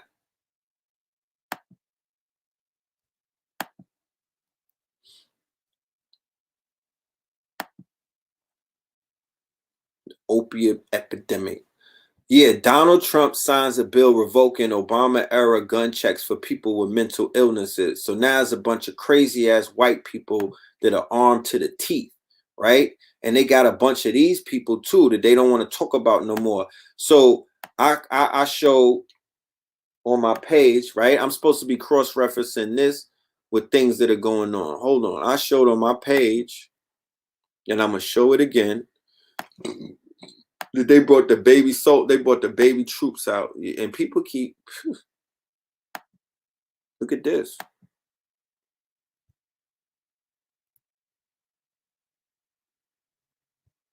Hold on real quick. Cause it's so lit. We doing this shit for George, nigga. Fuck 12. Fuck 12. Fuck 12. We doing this shit for George, nigga. Hey. Turn up, niggas. Turn up, niggas. Fuck 12. Do this shit for George, nigga. Fuck 12. I ain't do that shit for George. Fuck 12. I ain't do that shit for George, nigga. Fuck 12. I ain't do that shit for George. Fuck 12. I ain't do that shit for George, nigga. Fuck 12. Fuck 12. Fuck 12. We doing this shit for George, nigga. George, nigga. All right, hold on. Let me show you the baby soldiers. So y'all know that this shit is not a game.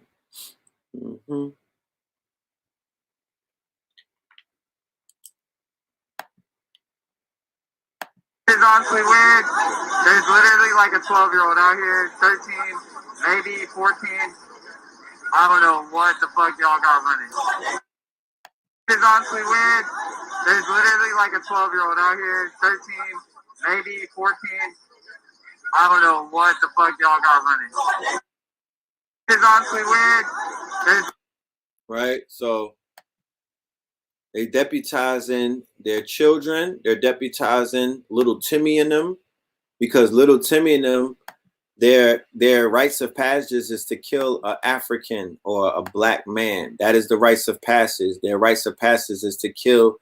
Well, it was black people for a while, but because of the immigrant thing and all of that, yeah, Hitler Youth. This is all Hitler 2.0 that y'all seeing. Hitler Youth, because their numbers are going to increase because they're deputizing all of their young ones. This is a Hitler Youth right here. This is a Hitler Youth right here. The thing is with a lot of them is they started snapping and whatnot and they becoming so radicalized online that they just go to school and start snapping and doing their little shootouts and whatnot. But a lot of the other ones are still sleeper cells. They're not actually activated, but they're going to, when they activate, you're going to see 3,000 of him right there going crazy, having the quote unquote mass shootings. Yeah, they could turn up the mass shootings by activating all of the sleeper cells of these Hitler Youth, right? It's a bunch of them. Okay. So 2 knife stabbing, rampage, look at these little niggas. These are the niggas that are sniping you niggas on Call of Duty, right? Y'all be playing Fortnite and Call of Duty. There goes Timmy right there. His name is LaFlair104 on Xbox, and he's hitting you in the fucking head every time that you pop up. He's knocking your block off. That's him. You know what I'm talking about? That's LaFlair104. He got a hell of a shot. Right? That's them right there. Y'all be playing with them. Black men, mostly. Right? And they caught you. The N-word slips out sometimes and all of that. Right? There they go. That's the Fortnite kids. That's the Call of Duty kids. Right? That's the Fortniters. Really, that's them. The Acne, that's Acne Gang. That's Acne Gang. And they get down with the men going their own way, or the incels, they love some trap rap. They love some turn up, they might be on the Xannies and the perks too. They talk plenty of shit because they know that we don't have the technology to basically find them and whatnot. We're not that advanced to find the IPM, right? But They taking Call of Duty into real life. They're drilling for real. And the black boys is drilling in the hood too. It ain't just the white boys. These little niggas, these little Chief Keef niggas, these little dudes that's out here 13, 14, and the Blickies and all of them, they drilling in real life too. Look at the Austin bomber, right? Look, notice that this is the face of a terrorist. White people must understand the damage done by group blame that follows other terrorist attack. This is not, look how stupid Americans are. They've been like it's like the record is going back on the needle. It's like, a revolution means to go backwards.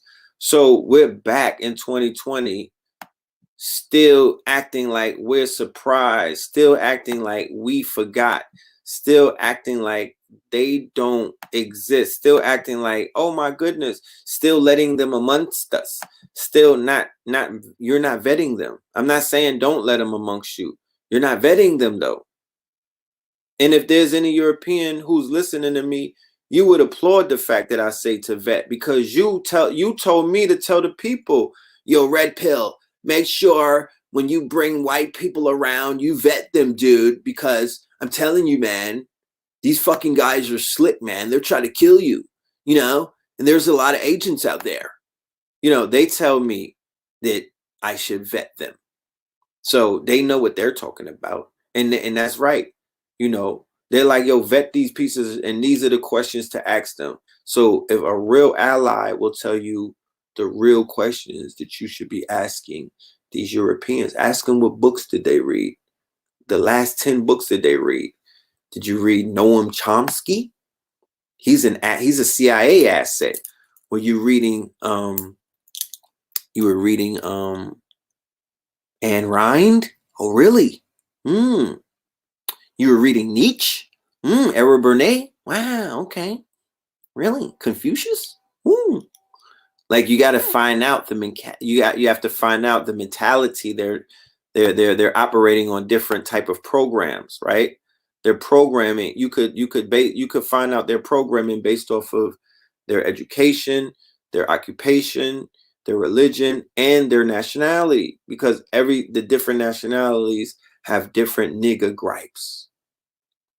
The different nationalities have different nigga gripes. The Italians have a different nigga gripes than the Irish. The Jews or the Yahudis, they have a different nigga gripe than the quote unquote Spaniards have against us. The Romans or the Italians, who came, the most prolific show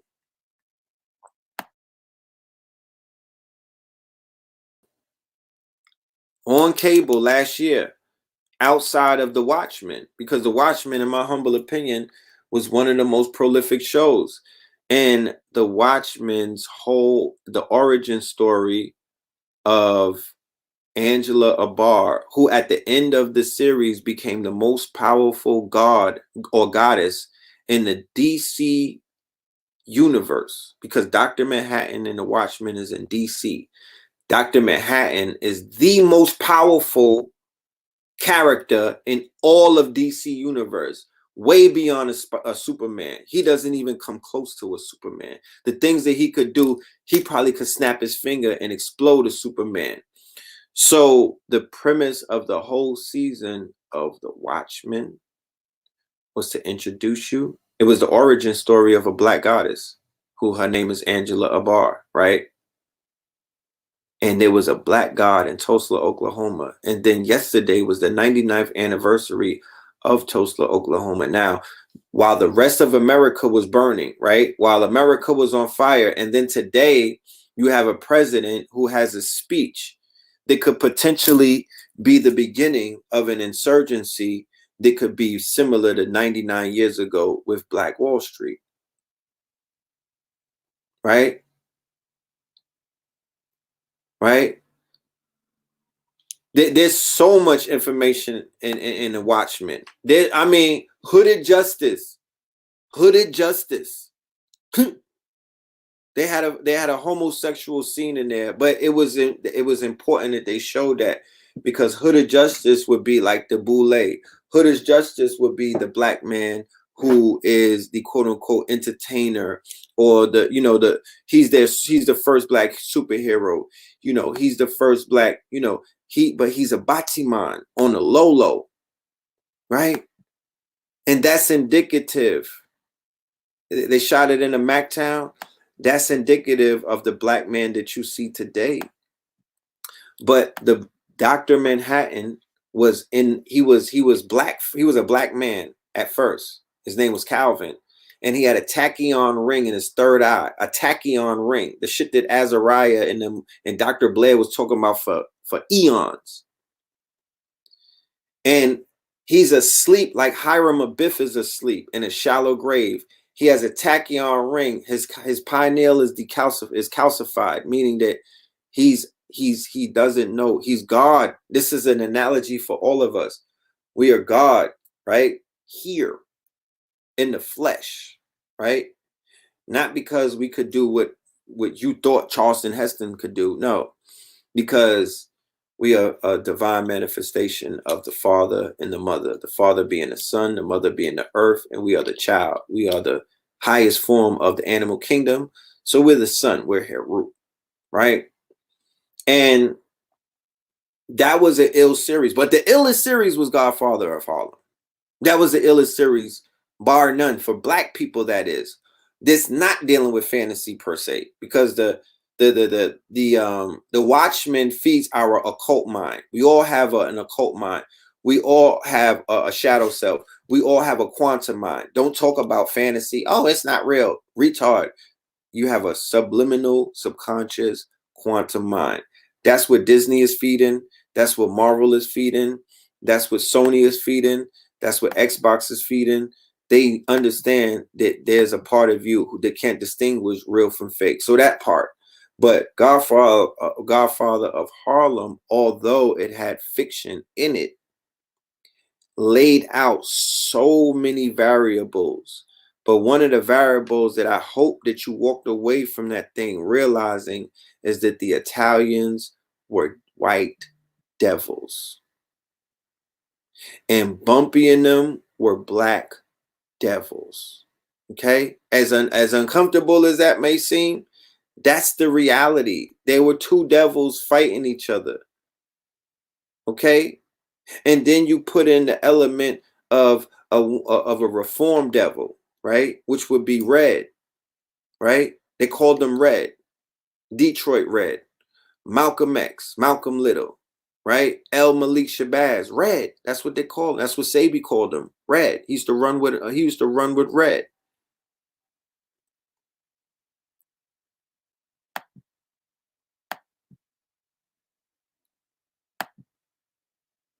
Right? So the Godfather of Harlem showed you the Italians entering into Harlem in introducing us or perpetuating our real first plague, and that was the heroin. That's the heroin plague. It's a plague. It's a plague. It's a heroin scourge, right? King Heroin is what they call them. But the Italian who took a vow to always kill the Moor wherever they find him, wherever they seen him, right? The Italian, the Roman soldier, they brought heroin. That was a chemical weapon. That was a weapon of mass destruction that turned Black Harlem and then subsequently Black America upside down for a very long time. And then they hit us with the crack, that chemical weapon, that assault, that bombing, that chemical. It was almost like a nuclear bomb. It was a consistent carpet bombing. And then they did the war on drugs. It was an unfair, lopsided, and completely contrived war that had enormous casualties on the black side, right? Washed our people up, washed them up. Something terrible. Niggas is still shaking. You know, I'm talking, we still shell shocked from the hit that we took during the crack war or the war on drugs. Your ears are still ringing. You think that you all right, but your ears are still ringing. neighborhoods are looking like Kosovo, the equivalent, Syria, the equivalent, right? Because real life bombs wasn't dropped. So don't look for buildings to be falling apart. But them niggas is falling apart. The people are falling apart. You go through any of these quiet towns, it's zombie land. The people is destroyed. You know what I'm talking about? The people look like a bad Disney movie. How about it? You know what I'm talking about? The people look like extras from Michael Jackson's Thriller. The fucking people look disgusting. They look destroyed. They look like they got hit with 100 bombs all over these quiet towns and the big cities. Everywhere the black people sell drugs at. Fuck is you saying? And you niggas, our people applaud shit like that. Our people applaud shit like that. That nigga T.I. opened up a trap museum to celebrate shit like that, and then got mad and then want to be the he want to selectively choose his anger, right? It don't work like that. It don't work like that. That drug shit is the worst thing that could have ever happened to Black America. That is the 800-pound gorilla that gotta go. That's the shit that gotta go. You niggas is marching and fucking dancing around. You TikToking around that one. Nigga, that gotta go. You know what I'm saying? That's the infiltration. That's what weakened us. And that's what put white people on thinking that they on our level, bro. Real talk. Cause they the original dope fiends. Right? They the original dope fiends. They the original strung outs. They the original abusers of all of that stuff like that. They the ones who was going in. That's not our nature like that. We're not a nature of fiends. I mean, God damn it. Some of you niggas could be dependent, but we're a nation of zombies right now. We're a nation of dependence. If a nigga is not a crackhead or a recovering one, he's out here selling that shit. And then there's far and few in between. Am I lying? If I'm telling the truth, press 1. Because I don't want nobody to think that I'm out here tripping. Because I travel a lot. And black people look like they in bad shape everywhere. And it's the drugs. It's the food is drugs too. So you think that it's just taking a fucking pipe to your face. No, my nigga. It's that food. You niggas is walking around looking like Grimace. Niggas is running around looking crazy in the face. You know what I'm saying? It's a fucking, the shit looking like Mario Kart, mad scooters and whatnot in Harlem. These are young people on scooters. I know I'm not tripping. The pre-existing conditions could be avoided. What I'm saying is, in the middle of rumors of war, nigga, that's not what's up. That's not what's up. You know what I'm saying? Unless you the fucking front line of infantry, unless you're gonna be the scooter front line. You know what I mean? Unless you're gonna be the scooter front line. We gotta figure this shit out. Because this COVID shit is going to be over and niggas is going to go right back to the Chinese, right back to Popeyes, right back to White Casket. They're going to be talking about justice for Floyd. You know, Bill Gates, he's trying to give me vaccinations. I'm too black. I'm too strong. I'm not having it. You know, and then they're going to go right back and eat the vaccine in the fucking Kentucky Fried or the Popeyes. They're going to go eat the vaccine. They're going to go eat the goddamn virus. They're going to go cook up the virus with some 8-year-old fucking beef that you niggas thought was a goddamn sirloin steak. But that shit been stepped on by China. Niggas in Asia had her. Niggas in Vietnam was tossing her around. And then it finally wound it up in Piggly Wigglies. And you went and bought that shit. And wonder why when you go to the bathroom, that shit smell like the bottom of Amistad. You know what I'm saying? Like, we got to stop playing these games, bro. We got to stop playing these fucking games. It's not playtime. You niggas had your playtime. This is not it, nigga. This is not American Idol. This is not I Dream a Genie. Nigga, this is some real shit. This is different. We in some different times. So act accordingly. You know what I'm saying? Stop showing your teeth. This ain't time to be hugging niggas and being all funny and fake and shit. Black people need to laugh, but I need to laugh at some niggas putting some fucking pain and putting some work in. I want to laugh at a video with niggas flogging Zimmerman. That's what I want to laugh at. I don't want to laugh at nobody doing no coon dances. I don't want to laugh at nobody doing no fake ass Jeff Step and Fetch It type of shit. I don't need that right now. Black and Latinos will be broke in a few decades. New research proves that all things being equal, nothing is equal for black boys, right? This is old. This is not old news, but this is news that have been in the eyes of the public for a long time. They just choose to ignore it. They just choose to ignore it, right? This was the bull run. This was when the market was booming and they were selling you niggas and you were buying all of that Gucci and Cavassier and they were predicting everything. Them iPhones was selling, them Samsungs was selling. You niggas was doing everything that they knew that you was gonna do. And they was getting paid handsomely off of it. Them niggas was getting locked up, them stocks was flying. Them private stocks was flying. Everything was going. Look at that shit booming, huh? Look at them booming. Now it's not. Now it's done, right? And the people who helped the stock market boom are some of your favorite woke heroes. How about that?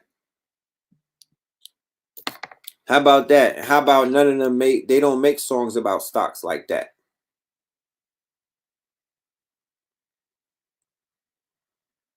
I am not familiar with them making songs about how to get your stocks on and how they move the stock market with nigga activity, right?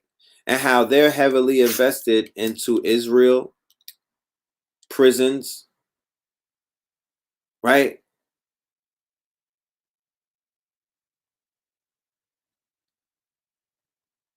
How about that? And how about these brothers came out of left field, out of nowhere, no initiation, because last time I checked, you had to be initiated into the fold of, you know, the good graces of black people, especially as leaders and especially as the quote unquote you know, the trendsetters, the spokesman for Black America.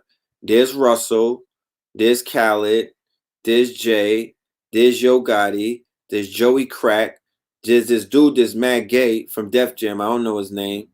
And that's the Rock Nation brunch. Oh, and there goes young Jaden, right? Okay.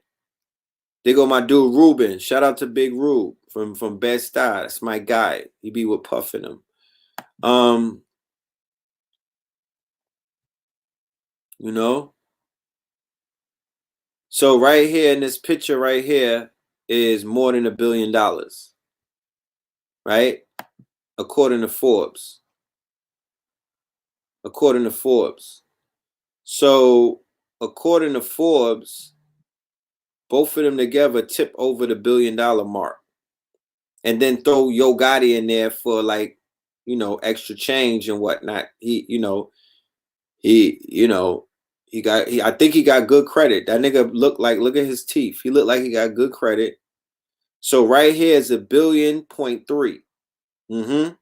This is like 2 billion and change. So the D-Wave computer is a quantum computer that will propel black people into the future overnight, instantaneously, because of the computing power. It could actually crunch equations in 2 seconds, and that ticket on that is 10 million. That's an Amex swipe for Jay-Z. That's a write-off for Puff Daddy. And then how rude of me. I'm sorry. I forgot the Navy. I forgot Riri. How can I miss the forehead? Look at Riri. Riri is 600 million. Riri is 600 million. So we're talking about 5 cities could be started by each one of them. 5 towns could be started by them every week. They could purchase 5 towns between Jay-Z, Beyonce, and P. Diddy and Riri. 5 black towns that are like Black Wall Street could be purchased every week. every week, right? Just 5. And yeah, and this is how I know Forbes is not reliable. Cool. But this is exactly how Black excellence or the Black glitterati, right? This is how they prove that they are not necessarily feeding off of the poor, right? Or feeding off of the five or off of the 85ers, the ignorant, or feeding off of the commoners because they give back by building. Yo Gotti dropped $1 million on watches. Yo Gotti could control. Yo Gotti is like a street general because a brother who had beef with Yo Gotti got 100 shots at his truck. Good thing it was bulletproof. So Yo Gotti is active, right? Yo Gotti has an army. He could be, if he had a budget, I'm sure the big homie rules, Yo Gotti could lead a few of the armiers. You know, he could lead some people because he has that kind of energy, right? Yo Gotti is a shot caller, right? Jay-Z is a shot caller. Even Puff Daddy is a shot caller. It's a lot of people that got cleaned up by them. So these brothers, if they were really about what they say that they are about, right? One iota, there would just be one building in Harlem. And I don't know if there's one building standing. I don't know if there's one office. I don't know if there's any land, any acreage, any islands. I don't know. No, this is early Jay-Z. This is before he grew the dreads out. Let's not forget 50 Cent. So land is for sale. There's regular people. I have a brother who got 40 acres of land, and he never sold one album in his life, nor did he sell any drugs. So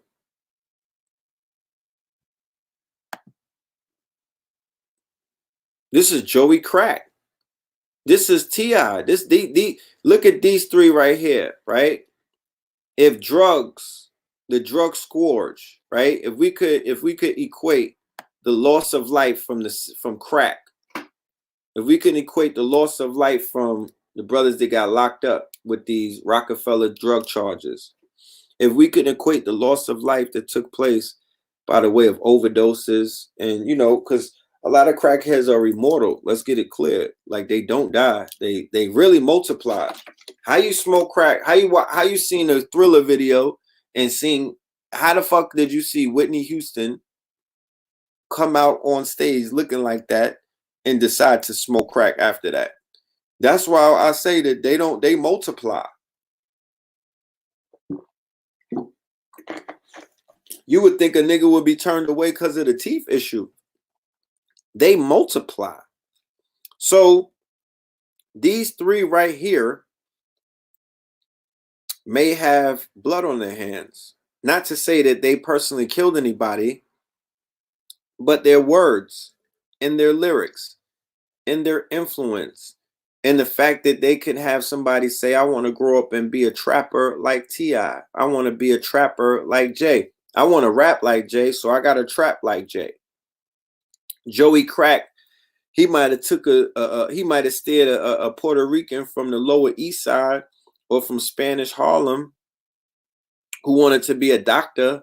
And because Joey Crack made it so attractive to look like he was selling crack when he wasn't, he might have went and sold that crack and made the wrong choice. Not to say that this man is responsible for it, but still.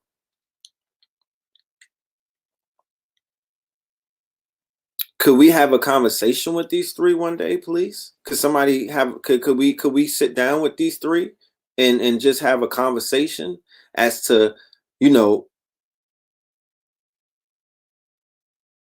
what hand do they think they played if they were being steered by the record labels, if they were being pushed by the record labels to be, negatively influencing our people while they point fingers at the white cops and the white men and things of that nature, right?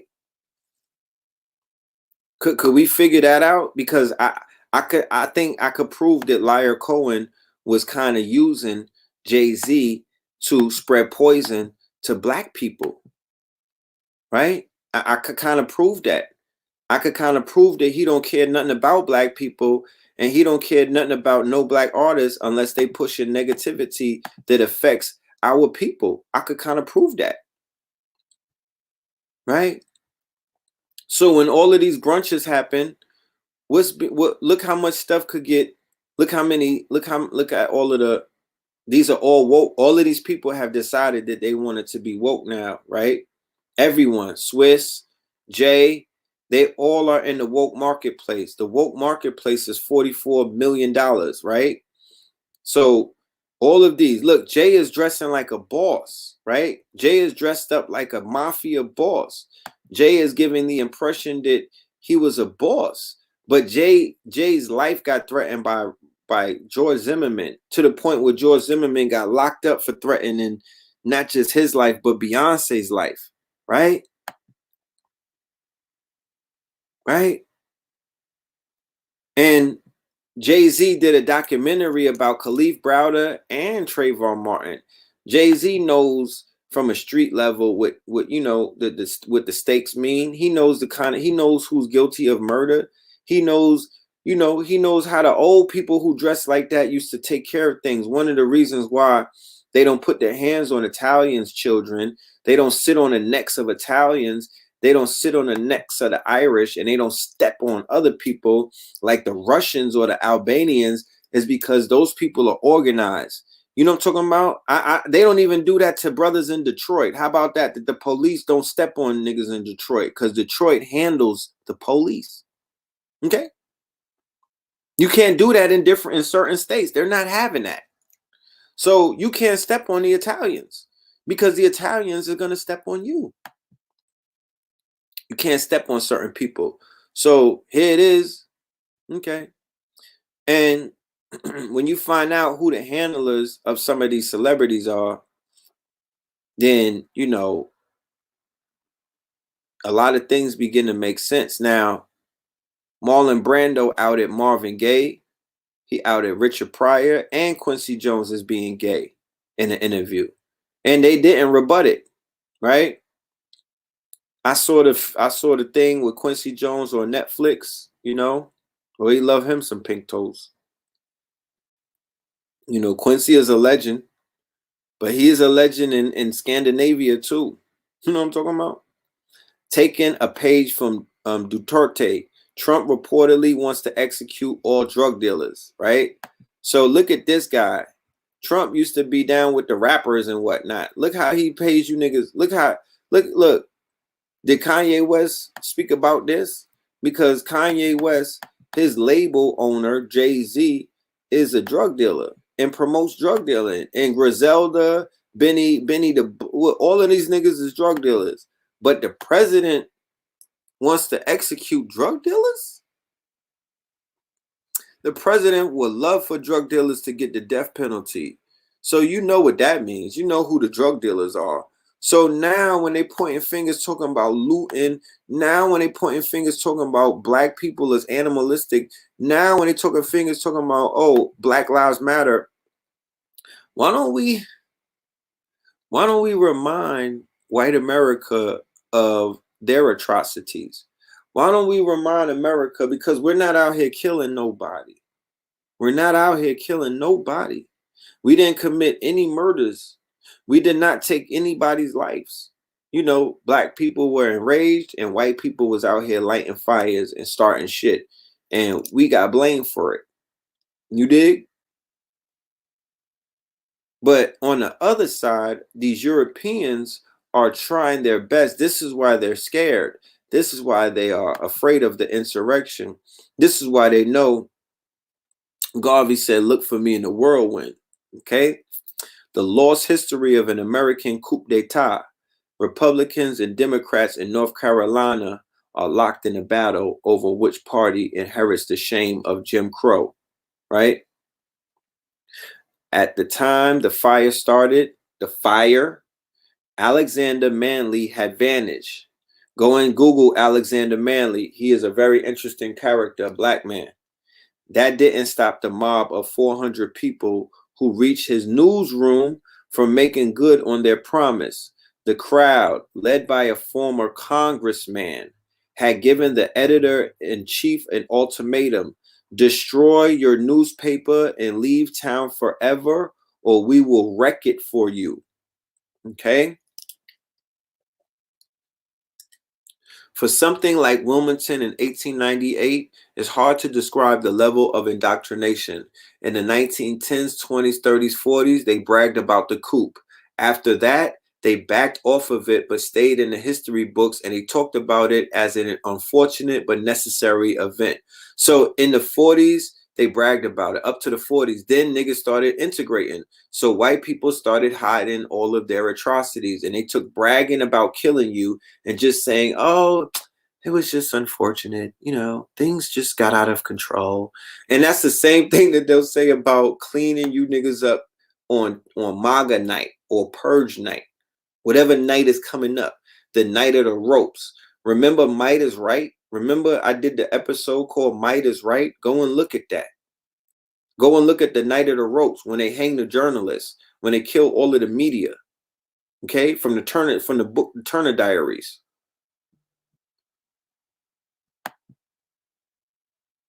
Okay, this was a coup d'état. This was a genocide on American soil, right? This is before Black Wall Street. In fact, part of how historians have placed together the real story of the Wilmington Massacre is by looking back at newspaper archives from towns all across North Carolina, not just Wilmington, where similar violence was coordinated that day. They burned down black newspapers all over the state. They shut down entry to the city from blacks and Republicans. It's important not to forget that this was a planned thing. This wasn't two people getting into a fight in a street corner and sparking underlying racial tensions or something like that. By state officials solidified their grip on power by promoting the very fiction they originally called the 1898 incident the Wilmington Race Riot, which the implication that the event was instigated by a riot from blacks and quelled by Waddell's fighters.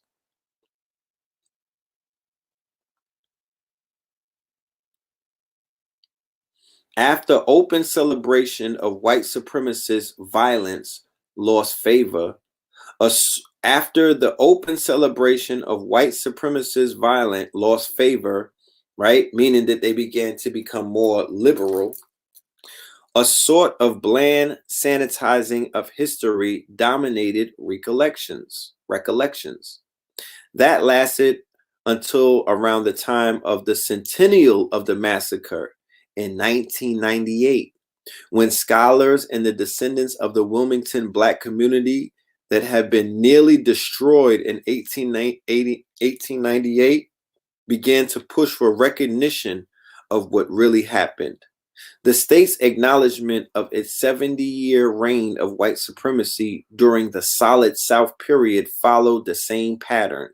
Men like Charles B. Aycock, an agitator of the Wilmington riots, who 3 years later was elected governor on a platform of white supremacy, were revered in the state until recently, and in some cases still are. Glenda Gilmore, a North Carolina native and professor of history at Yale, refers to the whitewash period as a 50-year black hole of information. According to Gilmore, the bloody history of white supremacy was largely unacknowledged in the state's educational system. Someone like me, I had never heard the word lynching until I was 21. This history was totally hidden from white children, and that was deliberate, right?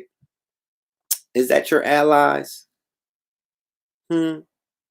That's why it was so shocking when on Monday the state's GOP executive director Dallas Woodhouse openly acknowledged the massacre on Twitter. In response to a tweet from the North Carolina Democratic Party about the Voting Rights Act, Woodhouse criticized what he saw as hypocrisy. The events of November 10th, 1898 were a result of the long-range campaign strategy by Democratic Party leaders to regain political control of Wilmington, he wrote. Remember, that's when Democrats were white. At that time, the state's most populous city and North Carolina in the name of white supremacy. Woodhouse may have been more interested in gaining political points than actually probing a painful memory in North Carolinian history. He didn't respond to a request for interview, but Woodhouse's version is actually much closer to the truth of what transpired. So remember this, y'all? The bombings in Texas, the package bombings in Texas and Austin. Remember that? Like I said, they're always going in Texas. Austin is a hotbed. That's where Alex Jones and them is from. That's a hotbed of these white supremacists or these white fragilists. Austin, Texas, right? So look at this. Like I said, they had to cancel the routes because they were threatening to blow that up, right? Right? This is Trevor Ingram. He was threatening. Look at this young, radicalized, quote unquote, homeland terrorist. Okay. Trump rolls back Target offshore's rules written with human blood. This is about the drilling that's taking place. And of course, we have multiple earthquakes, all kind of disruption. The rigs are blowing up, spewing all kind of fuel in the oceans, killing the mama ocean, right? Okay. Poverty creates a commodity of children. Okay. This is about something that people don't talk about, the orphan trains, the forerunner to foster care, because the conversation about foster care and all of its failings and whatnot come up when they talk about child trafficking, sex trafficking, rape and all of that. But people don't talk about the orphan trains. The orphan trains are how a lot of Europeans even were introduced to the Midwest. They were taken out of New York on orphan trains. These were young, poor children during the Depression age, right? Look, modern day foster care got its origin from the orphan trains of the mid 1800s. The concept of moving poor children into worthy homes. One of the main difference between the recipients of orphan trained children in foster care today is that now these loving foster families get paid to take in these poor children by way of federal tax dollars. Okay.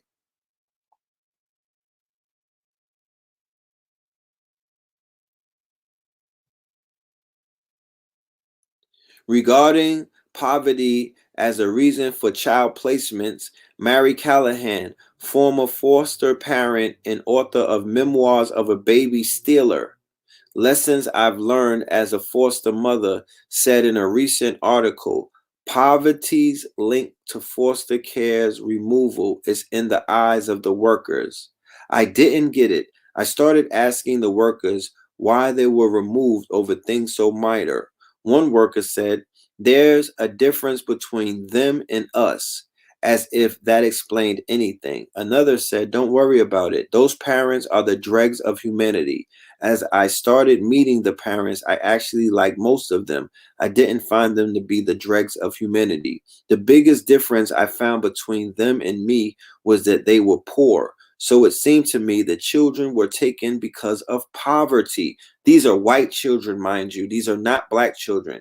These are white children. Okay? These are white children. Okay?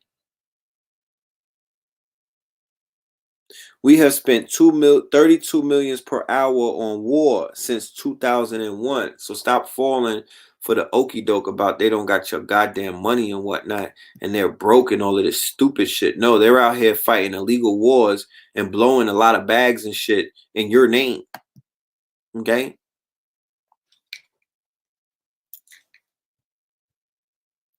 Cambridge Analytica's ruthless bid to sway the vote in Nigeria. Yeah, demand for American sperm is skyrocketing in Brazil. There goes that phallus worship. Demand for American sperm is skyrocketing in Brazil. Okay.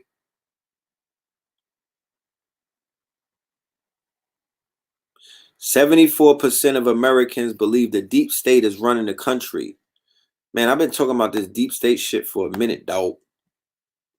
For the past 2 years, the long-running narrative, at least that promulgate, and y'all just hearing about deep state. How late is that?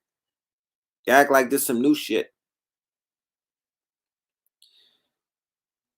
This is a narrative that they've been cooking up for a very long time. And the people who control the media and control the dark web and the internet, they took control of that narrative and they spun that shit. They spun it. What if the entire narrative is dead wrong? What if Americans have become so skeptical in the government process and structure, they never needed a fake news boost to vote for an establishment outsider? According to a new poll, that's precisely the case because a supermajority of Americans believe the faction of unelected officials known as the deep state are orchestrating policy in Washington, D.C., and effectively running the nation. The Monmouth University Polling Institute found that no less than 74% of Americans believe in a deep state, which it is described as a collection of unelected officials running policy.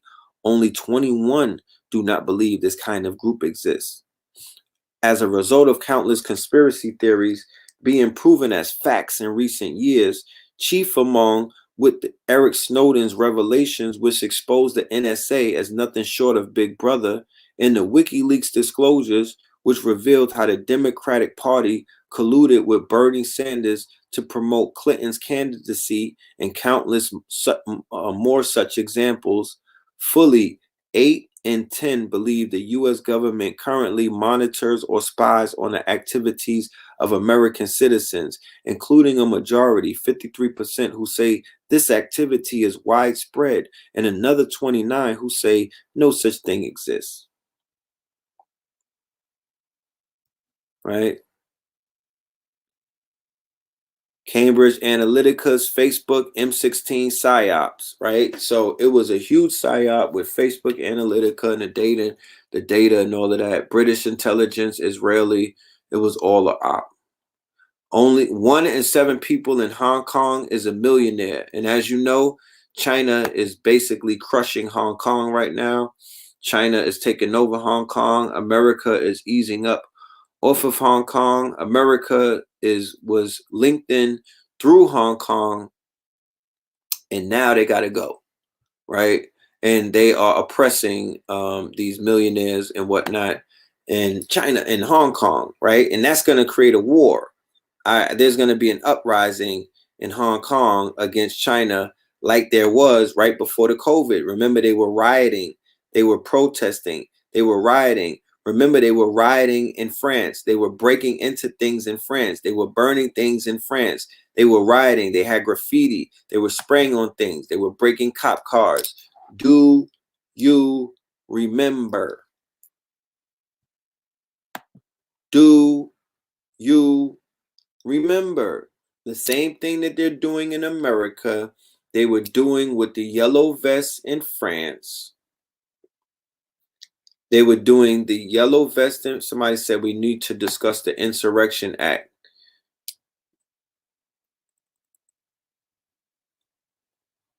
I'm discussing it. You're not paying attention. I'm breaking down to the very last compound why he said that he is invoking the Insurrection Act. I mean, let's be clear. Like, that's what I've been doing all night. Right? I'm showing you that he is setting this thing up to possibly, I don't know. Because I'm not gonna say anything that's not beneficial or benefactor to, you know, our people. I'll spare us that much, right? But they're calling a MAGA night. They're calling for a MAGA night, a MAGA night. They're calling for the weaponization or the civilians, the Second Amendment, so the militias to stand up. They're calling for the militias to stand up, to take back the cities. He told the governors to overwhelm the cities with your presence, right? And there's also talk about they're going to shut down the internet for 3 days, right? I got the text. Somebody's talking about they're going to shut the internet down.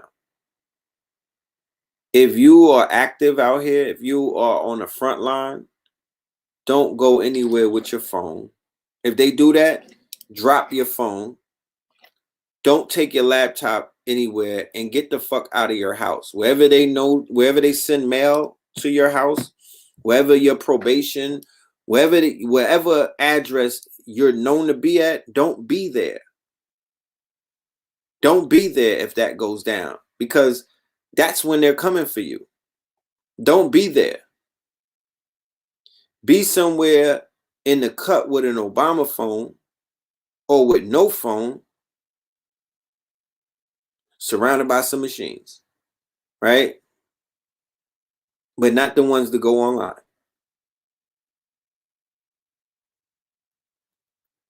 The people who are valuable to us should be protected at this time. They should even they should even be in their forms of bunkers. We should be putting our master teachers in bunkers right now. Right now. Because collectively we got it. Because I got it by myself. I could make it happen just on myself, on my own. So with 800 of us, 800, it's almost 1,000 of us right now, you know, we could manifest that. Let's see that in our third eye. Let's see that in our mind's eye. You know, our master teachers should be heavily protected by military, like how they have Blackwater, by secret military security agents or security firms. We need to be looked over because we are valuable and we are assets. We're not liabilities. We are the highest. We might be the most assets, or we might be considered to be the most valued assets. Those are the scholars amongst us, the intellects amongst us, the thinkers amongst us, the doers as well. But your intelligentsia should be protected. Your priesthood should be protected at all costs. You know, and the babies, because they are the progenitors, they're the future, they're the progeny. We already, you know, for those of us who recreated ourselves, you know, our job is to continue to do that. But it's there's a new movie being filmed, and that's their movie. You know what I'm talking about? There's a new movie being filmed. There's a new theater, you know, production, and that's these star seeds. And we're not having conversations to say how we're going to line them up. Whatever we're doing for these children is individually. If the child gets blessed with a gift, it's because the parent decided to get one. We're not activating like a village. We're not setting up these babies to become the X-Men and the Superwoman and the Wonder Woman that we know that they are. My children are the best thing that there's nothing that can ever top that. There's no much I could be tethered.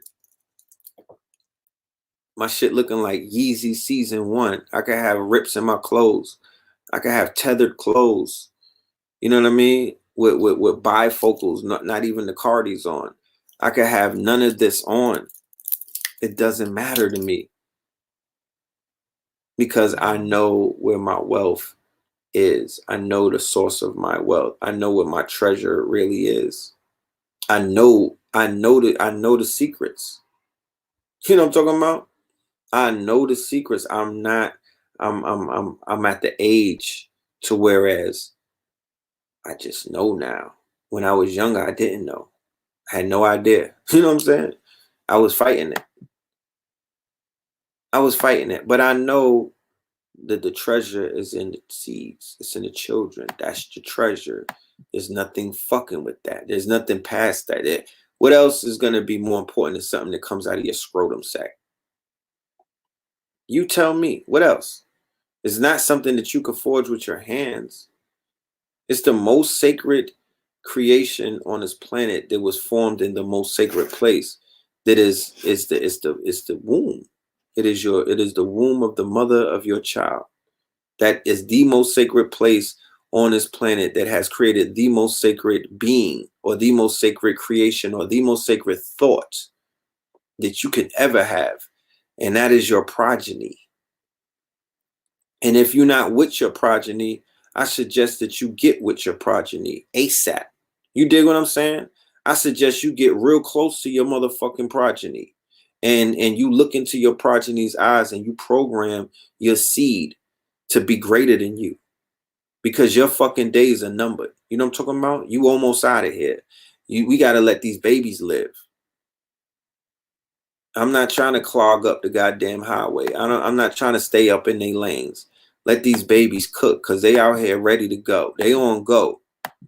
These little kids is on go. They need some fucking guidance. They need somebody to hold them. They need somebody to hold the line and stand there with them and let them know that they good, that they safe. And they know and real love. You got to look them in their eyes and tell them, like, little nigga, I got love for you. Cook.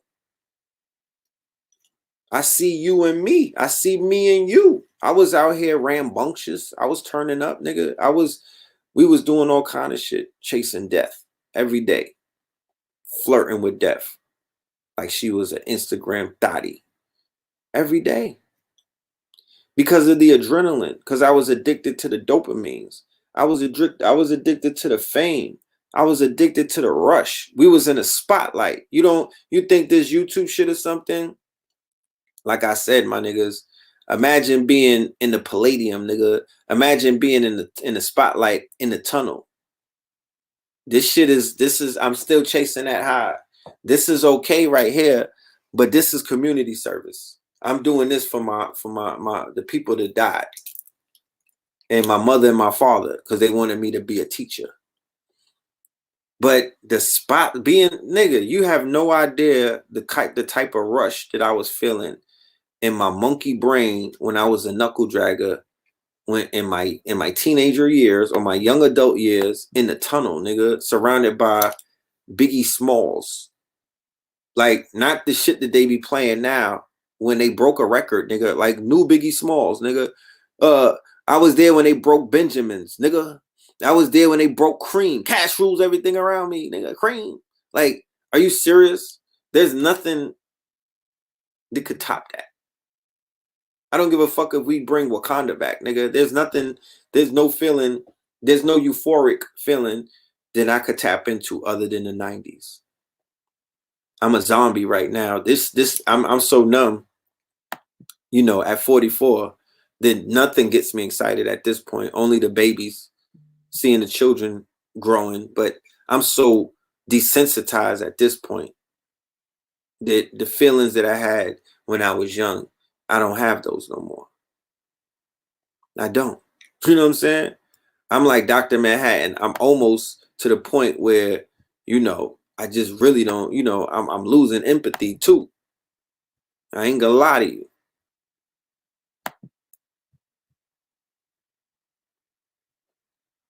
How material science will determine the future of human civilization. If Moore's law continues, electronic devices will consume more than half the world's energy budget within 20 years. To prevent that, we need a fundamentally new material. All right? A white farmer is killed every 5 days in South Africa, and authorities do nothing about it. Right?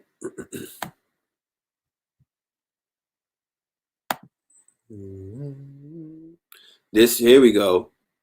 So this is in the Washington Post. and they're doing not a hit piece, they're doing a highlight piece, right? This is how they create recruitment. This is how they romanticize their movements. This is how they quote unquote this is how they radicalize their viewership and their readers, right? Because they'll put out articles that are not necessarily going after these whatchamacallit. They're not going after these groups. When you read it, they're actually it's almost like they're giving, it's almost like a commercial. Okay? Listen. Let's see if this is the same language they would use on black people. Redmond, Oregon. BJ Super or Sopper took aim with his AR semi-automatic rifle and fired a dozen shots at a human silhouette target. Soper's wife and their 16-year-old daughter practiced drawing pistols. Then Soper helped his 4-year-old daughter in pink sneakers and a ponytail work on her marksmanship with a .22 caliber rifle. Deep in the heart of the vast U.S. military training ground, surrounded by spent shotgun shells and juniper trees blasted to shreds, the Central Oregon Constitutional Guard was conducting its weekly firearms training. The intent is to be able to work together and defend ourselves if we need to, said Soper, 40, a building contractor who is an emerging leader in a growing national movement rooted in distrust of the federal government, one that increasingly finds itself in armed conflicts with authorities. Those in the movement call themselves patriots, demanding the federal government adhere to the Constitution and stop what they see as systematic abuse of land rights, gun rights, freedom of speech, and other liberties. Law enforcement officials call them dangerous, delusional, and sometimes violent.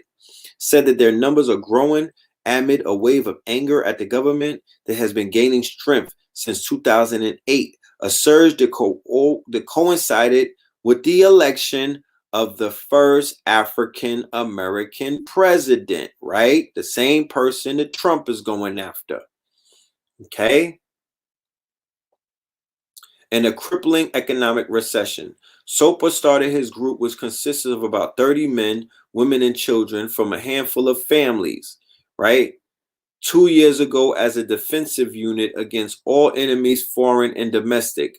Mainly, he's talking about the federal government, which he thinks is capable of unprovoked aggression against his own people.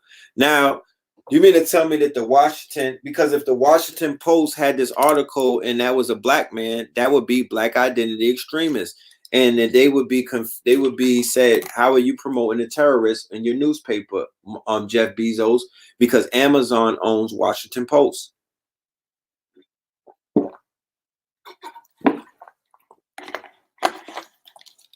Right? How could the Washington Post do an article about a white, and you see how they tied in that they're training on property that's owned by the state. How could they have an article that's promoting an insurrection of people who are training to fight the federal government? You mean to tell me that we could write about that? You mean to tell me if an article came out that they wouldn't be hunting down these black people the minute the article came out, and they would want their heads on pikes, and black people would be the ones to go and get them? And black people are apologizing for even having slingshots right now. And black people are not realizing that there's a group of people. This is who Trump just deputized them on live TV earlier today. This is who he activated. This is exactly who he activated, because he pardoned one of their leaders, right? He pardoned the people from the Bundy Ranch, right? So he's in there. They are in his good graces, right? Look, 2 days after Soper's visit to the refuge, Finicum was killed in an operation in which the Bundys were arrested. An independent local investigation concluded that the shooting was justified, although the U.S. Justice Department is investigating several FBI agents for possible misconduct, right?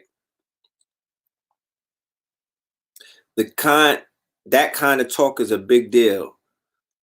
Free speech doesn't make you a terrorist just because you disagree with the government.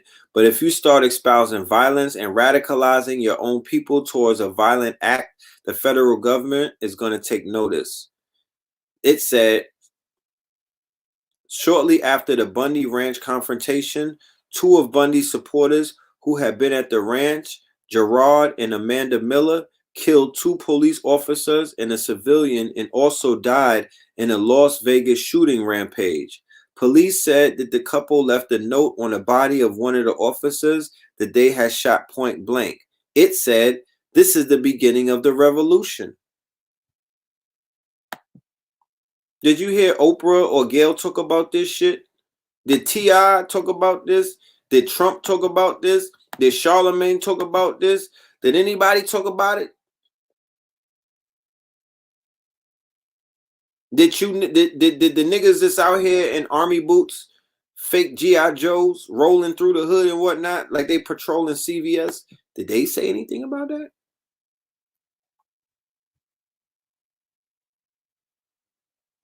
In January, dozens of armed occupiers, led by Bundy's sons, Amon and Ryan, took over the headquarters buildings of the Malheur National Wildlife Refuge near rural Burns, Oregon, an action that resulted in the death of Robert Lavoy Finicum, an occupant who was shot by state troopers. Sopa has been in the middle of it all. He says he has tried to be a more moderate voice in the movement, best known for its hotheads. He spent a month living in his RV at Burns, trying to talk the occupiers into standing down. How America is silently accepting the rage of white men. Mass shootings are a violent epidemic that have been met with fatal passivity for far too long. If mass shootings were perpetrated mostly by brown bodies, this would quickly be reframed and reformed as an immigration issue. If thousands died at the hands of black men, it would be used to excuse police brutality, minimize the Black Lives Matter movement, and exacerbate the raging black man stereotype. If mass shooters identified as Muslims, it would quickly become terrorism and catalyze defense and security expenditures. But this is a white man's problem. According to an analyst by Mother Jones, out of 62 cases between 1982 and 2012, a time period that would not include the actions of Dylan Roof or Stephen Paddock, among others, 44 of the killers were white men and only one was a woman. Since 1982, mass shootings in the United States have been committed by white men who are often labeled lone wolves or psychologically impaired. As a result, the government that would otherwise be mobilizing its institutions to bring about reform remains the stalwart of the Second Amendment and mass shootings' greatest ally.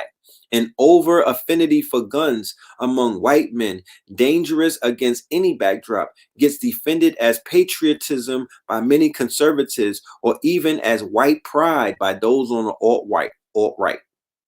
Okay? In fact, according to a 2014 poll conducted by Fox News, nearly 7 in 10 Republicans believe that gun ownership is patriotic.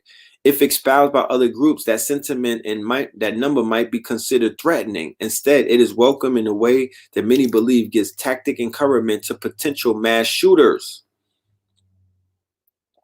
Africa is on the verge of forming the largest free trade area since the World Trade Organization.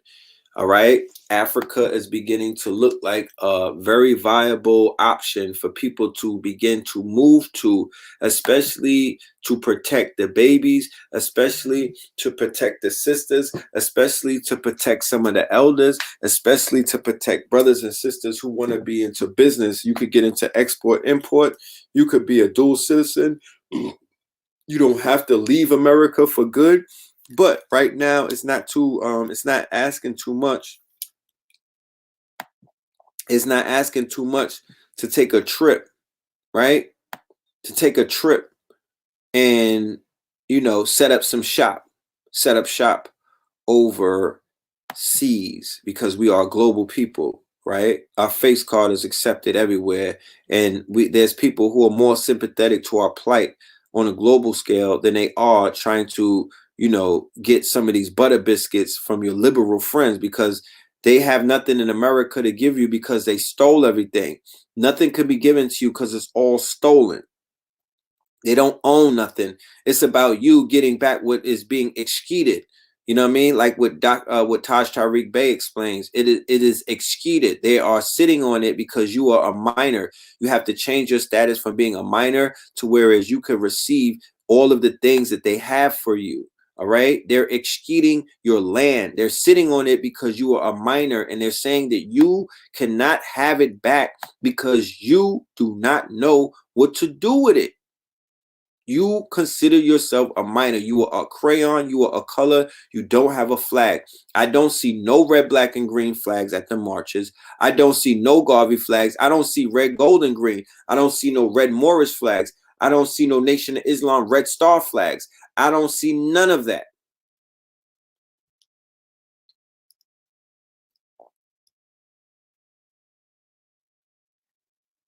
So that was the package bombs. When they was bombing niggas in their house, nobody did nothing. Why so many minority millennials can't get ahead? No, they can't get ahead because you niggas is in the way. You in the way.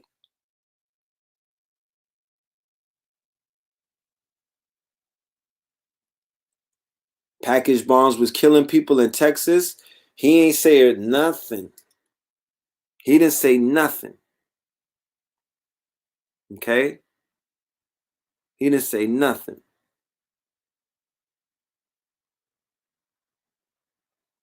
Okay? He was quiet. Fake black activist accounts linked to Russian government. The worst school attack in U.S. history, 1927.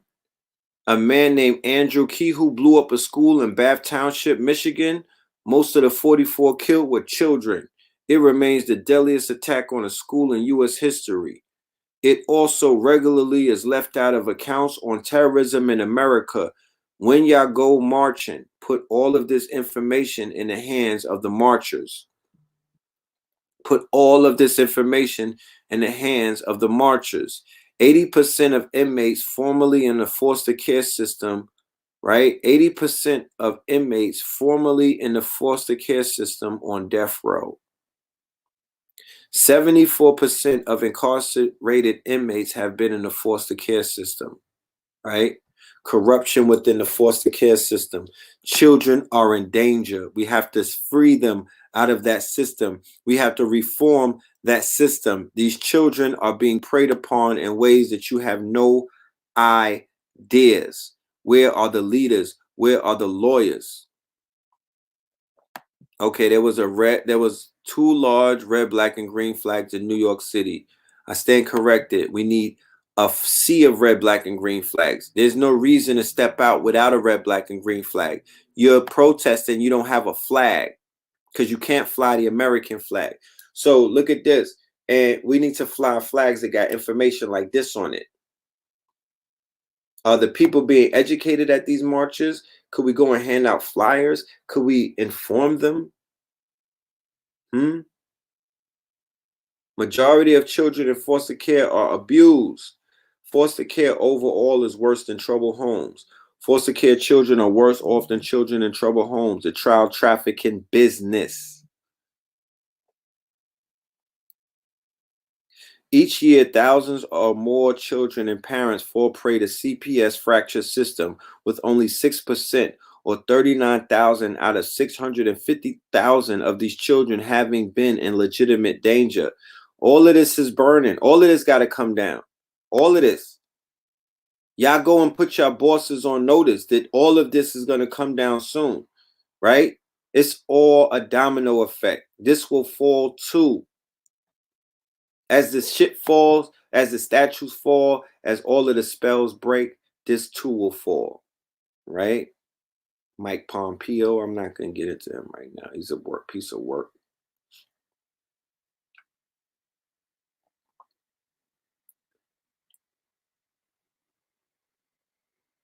Zimmerman was in jail in Atlanta. Zimmerman was in jail in Atlanta. Look at this. Major solar storms are causing anxiety, fatigue, and power energy shifts. March 16th to the 26th. So we were watching how the solar storms are connected to quote unquote activity as above, so below. So now, fast forward to today, we have an article that Blue Pill posted where it shows that the sun is awakened. The sun is suddenly awakened now. Humans draw energy from each other the same way that the plants do. This is an intriguing discovery that humans can absorb. Apparently, we can absorb herbal energy from plants. This theory has been in the works. So we coming around each other at those marches, we coming around each other, we ignited each other. That's why people are so lit. That's why melanin is so activated, because we are drawing energy from each other. This is the corona rising. Even when people sitting in their house, they got online, they got the divine spark, they became quote unquote activated. Now when they get into these streets and that sun is hitting them and they're amongst each other, they're drawing energy. That energy is a turn up energy. That energy is a solar flare energy. That energy is it's lit. La frere. It's lit. Niggas is lit. Trump administration studies seeking the death penalty for drug dealers. Watch out, y'all. Watch out, y'all. Watch out, Jay-Z. Watch out. Watch out, Griselda. You know, oral sex is causing an oral cancer epidemic in men by outwitting natural defenses. Stop eating feces, nigga. Oedipus complex. In Freudian theory, the complex of emotions aroused in a young child, typically around the age of 4, by an unconscious sexual desire for the parent of the opposite sex and a wish to exclude the parent of the same sex. The term was originally applied to boys, the equivalent in girls being called the Electra complex, right? The classical psychoanalytic theory, the Oedipus complex, occurred during the phallic stage of psychosexual development, age 3 to 6 years, when also occurs the formation of the libido and the ego, yet it might manifest itself at an earlier age. In the phallic stage, a boy's decisive psychosexual experience is the Oedipus complex, his son-father competition for possession of the mother. It is in this third stage of psychosexual development that the child's genitalia is his or her primary erogenous zone. Then, thus, when children become aware of their bodies, the bodies of other children, and the bodies of their parents, they gratify physical curiosity by undressing and exploring themselves, each other, and their genitals. So learning the anatomic differences between male and female and the gender differences between boy and girl. Okay. So I was talking about that, just dealing with the infatuation that the white man has with his mother, the black woman, and his mama, right? And his mama, you know, and the hatred that white children have for their fathers, right? And they explored that in the Joker movie with Joaquin Phoenix, when he had a weird relationship with his mother, right? He had a weird relationship with his mother. Okay. So Killmonger, Puerto Rico, Philippines, Singapore, and Ghana. They were really, you know, I love to go on Google Trends because I know the regions of I love data, because I know I love Google keywords, trends, all of that, because you know where certain energy is manifesting, you know where certain people are onto certain things, and you could manipulate that to your advantage. You did.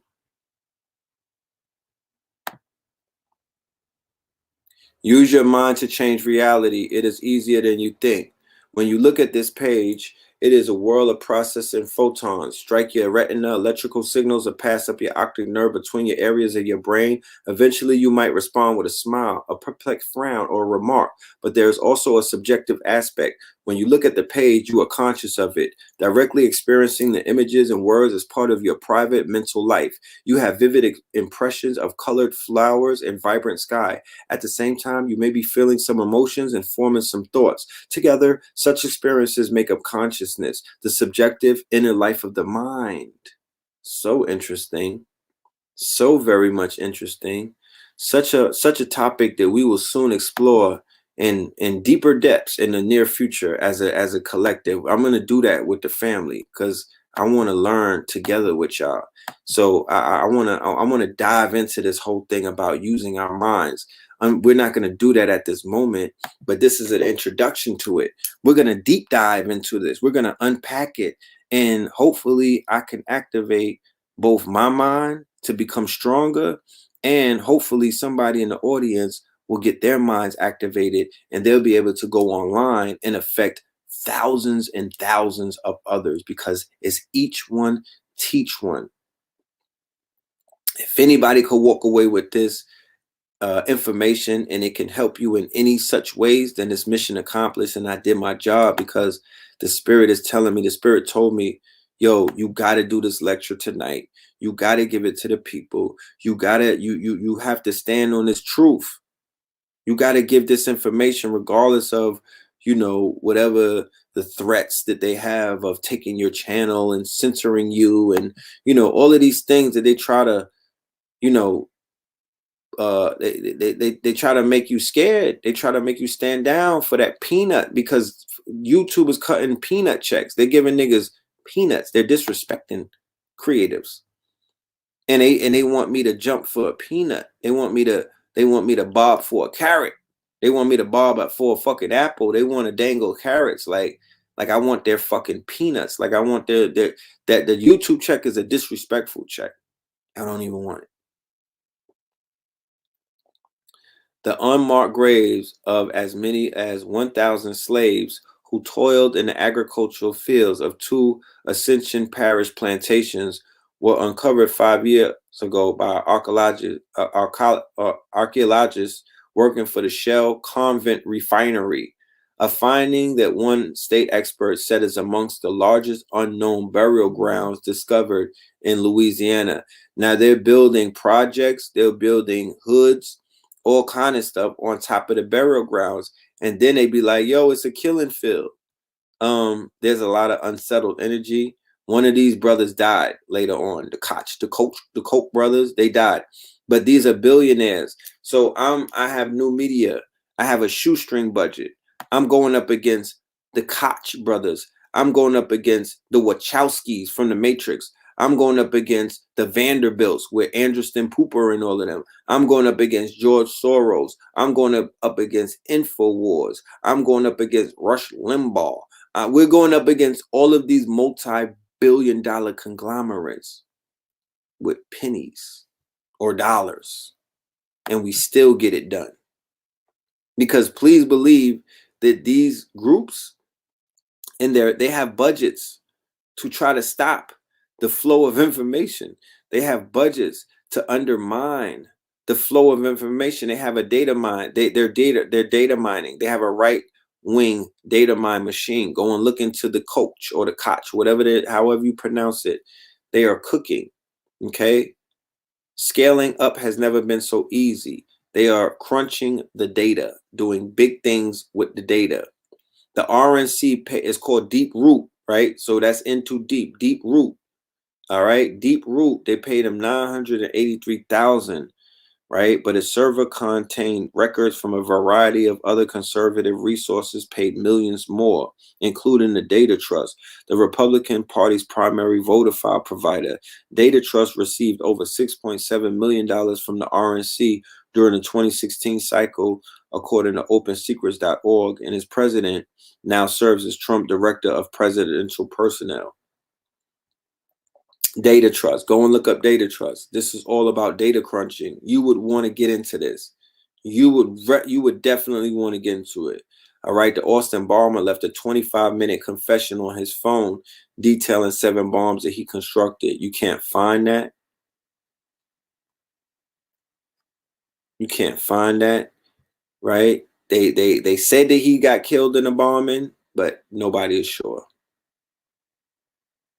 GOP data firm accidentally leaks personal details of 200 million American voters. So they got the data mining and they also got data leaks. So they leak and they mine, like the same thing that they do with the oil rigs in the ocean. They leak the oil in the ocean and they also mine it. So they leak and they mine, right? Look at this. Cartier's $7.5 billion owner says fear of poor rising keeps him awake at night.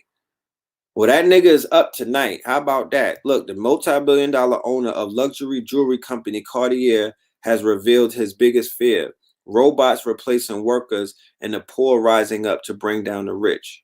Speaking at the Financial Times Business of Luxury Summit in Monaco, the fashion tycoon told his fellow elite that he can't sleep at the thought of the social upheaval he thinks is imminent. Okay?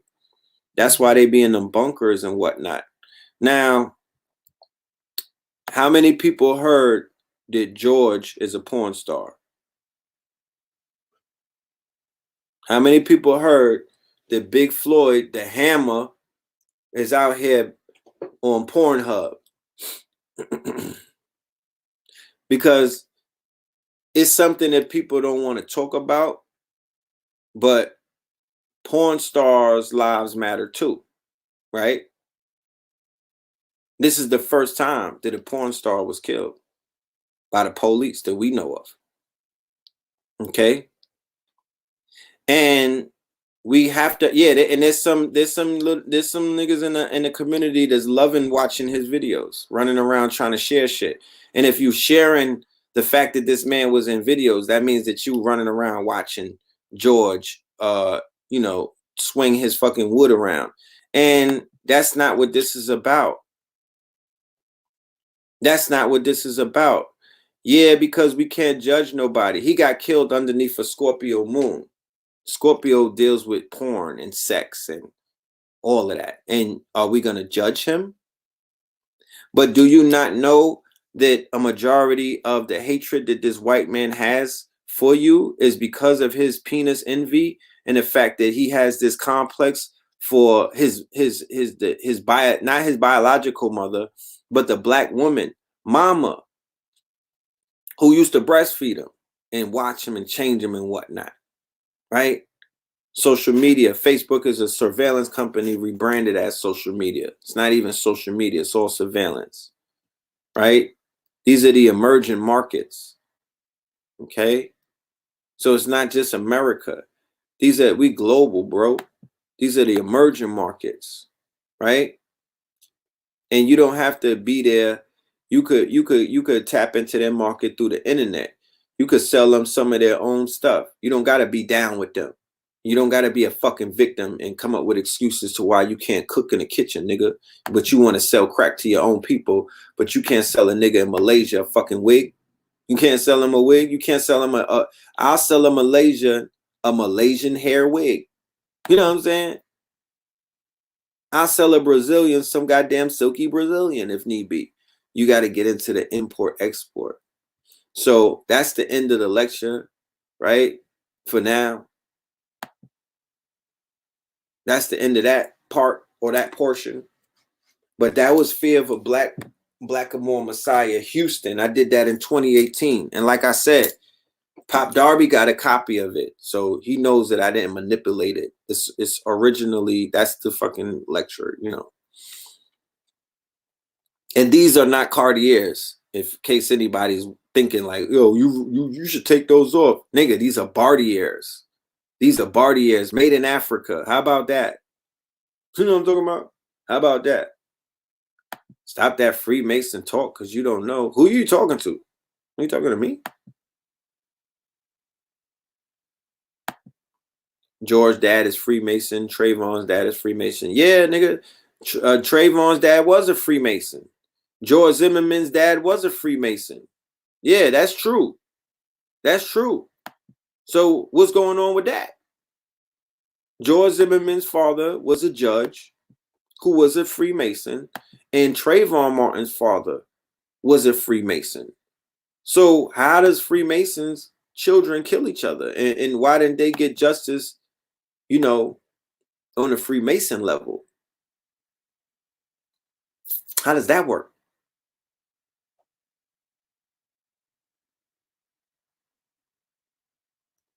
The cop's wife is Asian, and the Asian cop who was standing there, that's his sister.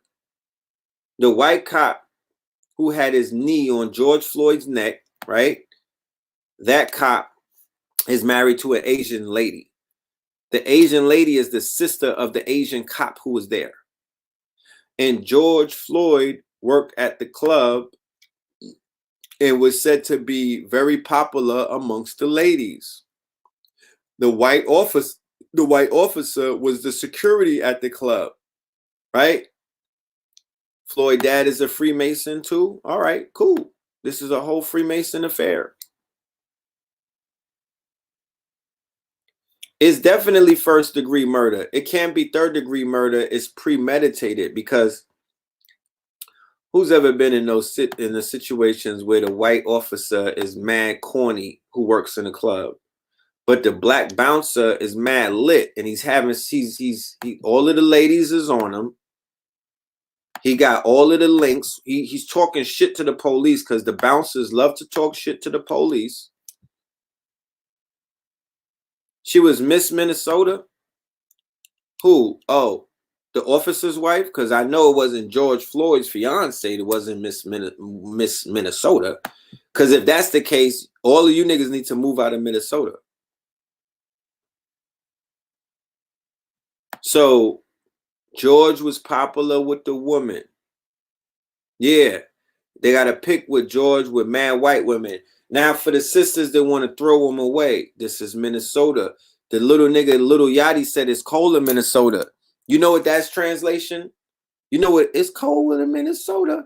Cold is that means it's a lot of cold. It's a lot of caves in Minnesota. Do you know what that's mean? These young niggas love white pussy. How about that? How about these little niggas pride themselves with some Beckys? Look at Travis Scott and all of them. That's the wave, nigga. It's Yeezys and Beckys. You know that. You know that. You know it's cold in Minnesota is that's code word for it's a bunch of white bitches out here. It was the cop's wife. So yes, what happened if Lloyd the Hammer, is that his name on X videos? Is it Lloyd the Hammer on Pornhub? What if that nigga was hammering this Peckerwood's wife? And then it goes back to why a lot of black men was hung in the South. Why a lot of black men was hung throughout the 99 years. Why the brothers in Black Wall Street was being hated on. Because they was getting them some Becky box. You already know that they was getting some box. You know that the Beckys was on the brothers that was clean as a whistle with them bespoke suits pulling up in the model fucking T4s, right? You know they was laying, you know they was out. Yeah, it's cold in Minnesota. There's a lot of caves out there. Them snow bunnies they've been a source of a lot of us hanging from trees for a very long time. When the fuck are we gonna give that up? Yeah, I was saying that it's a lot of mixed people in Minnesota that they didn't get the copies of the Black Panther manual. Too late. They got it too late. They start fucking. And there's a lot of mixed people in Minnesota. That's why when you see the white boys running with black people, it's not too far-fetched. That's the shit that they do. Even when you see them in they over there with Betsy DeVos out there in Michigan, some of them are rioting and whatnot. That's not too far-fetched as well. You know, their suburbs are burning. They have real legit suburbs that were burning. And that wasn't some fake shit. That was really for real.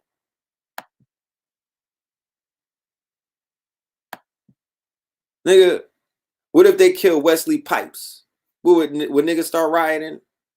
What if the police kill Wesley Pipes? What would you niggas do?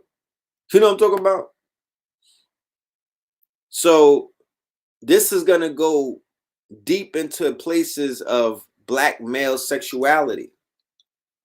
That's what this case is gonna deal. That's taboo. They don't want to talk about black penis envy, black male sexuality, the black phallus, and the fear of a black planet because of the black man that is browning places like Minnesota, browning of America. The fact that those white women are out here marching because black phalluses matter. Black phalluses matter. And those white women that are out here putting on, that's what they're marching for. Let's be clear. And the young ones too. Let's be clear.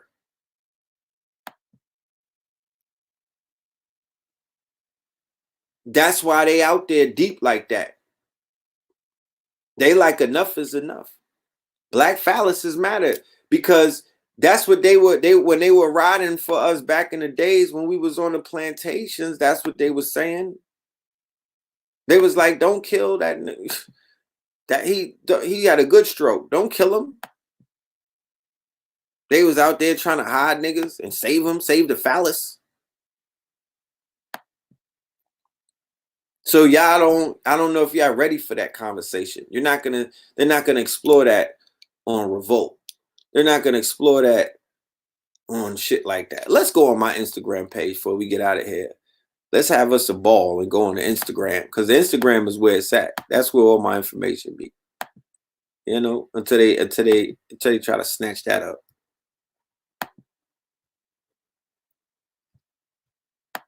This chick right here. Let y'all see her work through me.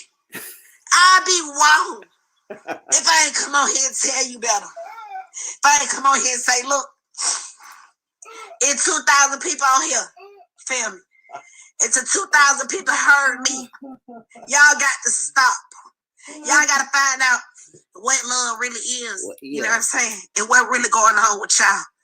Because y'all ain't down here fucking up the city of Atlanta based upon somebody losing their life. Y'all angry. Y'all mad. Y'all selfish. Y'all tearing up people's business. Icebox Indians. They not even white people. Icebox ain't did y'all shit. Y'all done been in the folks' store taking that shit. Them people got a family. That shit not right. Gucci to you. They ain't did nothing to you. Lennox Mall didn't do nothing to you. These police in Atlanta ain't did shit to you either. They ain't did shit to you. They ain't did nothing to you though. They don't deserve it. I always remember this. Do unto others as you want to be treated. Do unto others as you want to be treated. See? Figure it out. That's the same virus. Talking about y'all going on the motherfucking right, man. Y'all folk crazy hell, baby. You can say fuck them out. I don't give a fuck. You got to deal with it. Let me go live with it. That's the same chick, though, that women was watching over all of those years, man. All of those years. She was steering your mind, right? They had a whole fucking VH1 series. As coonish as she is right now, in hindsight, brothers and sisters, people were letting that. She was giving out lifestyle on TV. Remember, she said she had the show where she was like, she wanted to be white. Remember, there was an episode where she said, I want to be white. They have so much fun. So look, a protester took off the hand of King Louis in Louisville. Now that's progress. And then he brought the air out. Like, this little nigga, as an heir, I do hope that the damage will be repaired. Shut your bitch ass up. Talking about, fuck that nigga. Shut your corny ass up. Look at this shit. Tell me this is not the illest crazy.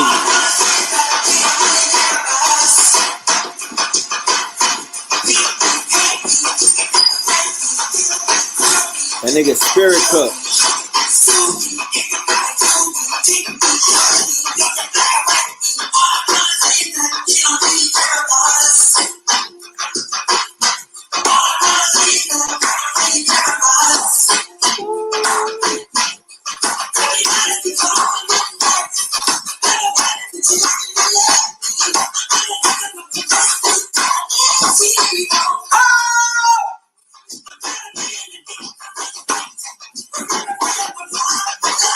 Look what she did to that damn kid.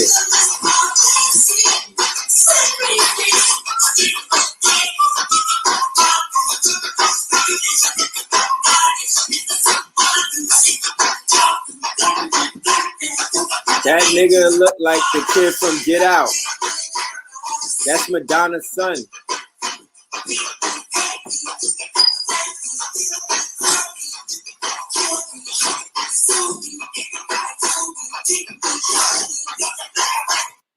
Yo, if y'all was real, y'all would go and get that kid right out her house. You know what I'm saying? Niggas would make a citizen's removal. Y'all would go and save that kid. That nigga needs to get out. You know what I'm talking about? I don't know what Madonna, she done spirit cooked this little boy. He looked like he is preparing for Get Out 2. He's gonna take the lead role. So this was the whole week, right? This is the video on top where T.I. put that brother's face and said, kill him. He greenlit him, right? For beating up old white people. And like I said, what if that was the old white person from Tulsa? You know what I'm talking about? What if that's a white person? What if that's the old lady who called on Emmett Till? I will break my knuckles on her dentures. I don't give a damn, bro. Are you serious? Then the next day was Joe Biden, Biden, and Charlemagne the God.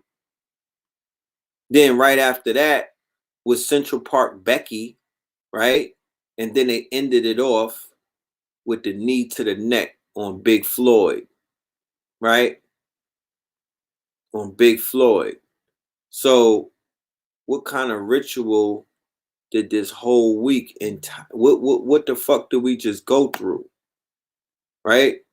It's going so fast that we don't even realize that we're being programmed, and this shit is coming very, very fast. All right. So I'm gonna play this song, then I'm out. Then I'm out. I'm encouraging y'all. Look, just in case you didn't hear. What happened in the state of Minnesota, they were Olympic stuff all over the world. They took over the police department. The police were running down the street, sirens blazing, the rest of them running. It was on camera. And then they wiped out, you probably have to build a new one, but I've never seen anything like it, and the whole world was laughing. 2 days later, I spoke to the governor. The governor is, I think, on the quality, the next one died.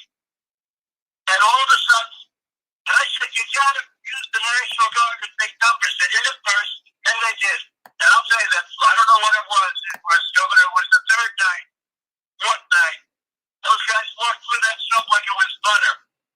They walked right through, and you haven't had any problems since. I mean, they know they're not going to go there now. They'll go to some other place. But what? And you made it. They didn't even cover it last night because there was so little action. Because you dominated. You dominated. Now, what happened to New York? I have to tell you, I live in Manhattan. What's going on in Manhattan? I have no idea. New York's finest. They got to be allowed. Maybe to do their job. I don't know what's happening in Manhattan, but it's terrible. And because it's New York, because it's Manhattan, it gets a lot of press. So they really spend a lot of time on it. Shut up. I'm gonna leave y'all with this. We're gonna do this, and then I'm out. This is one of the illest songs I heard in a long time from Pat Poose.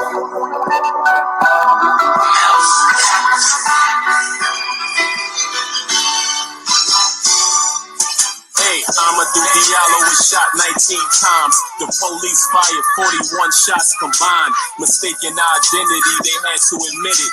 When they went to trial, all 4 officers got acquitted. Ahmaud Arbery, his skin made him a target. 2 racist white men shot him while he was jogging.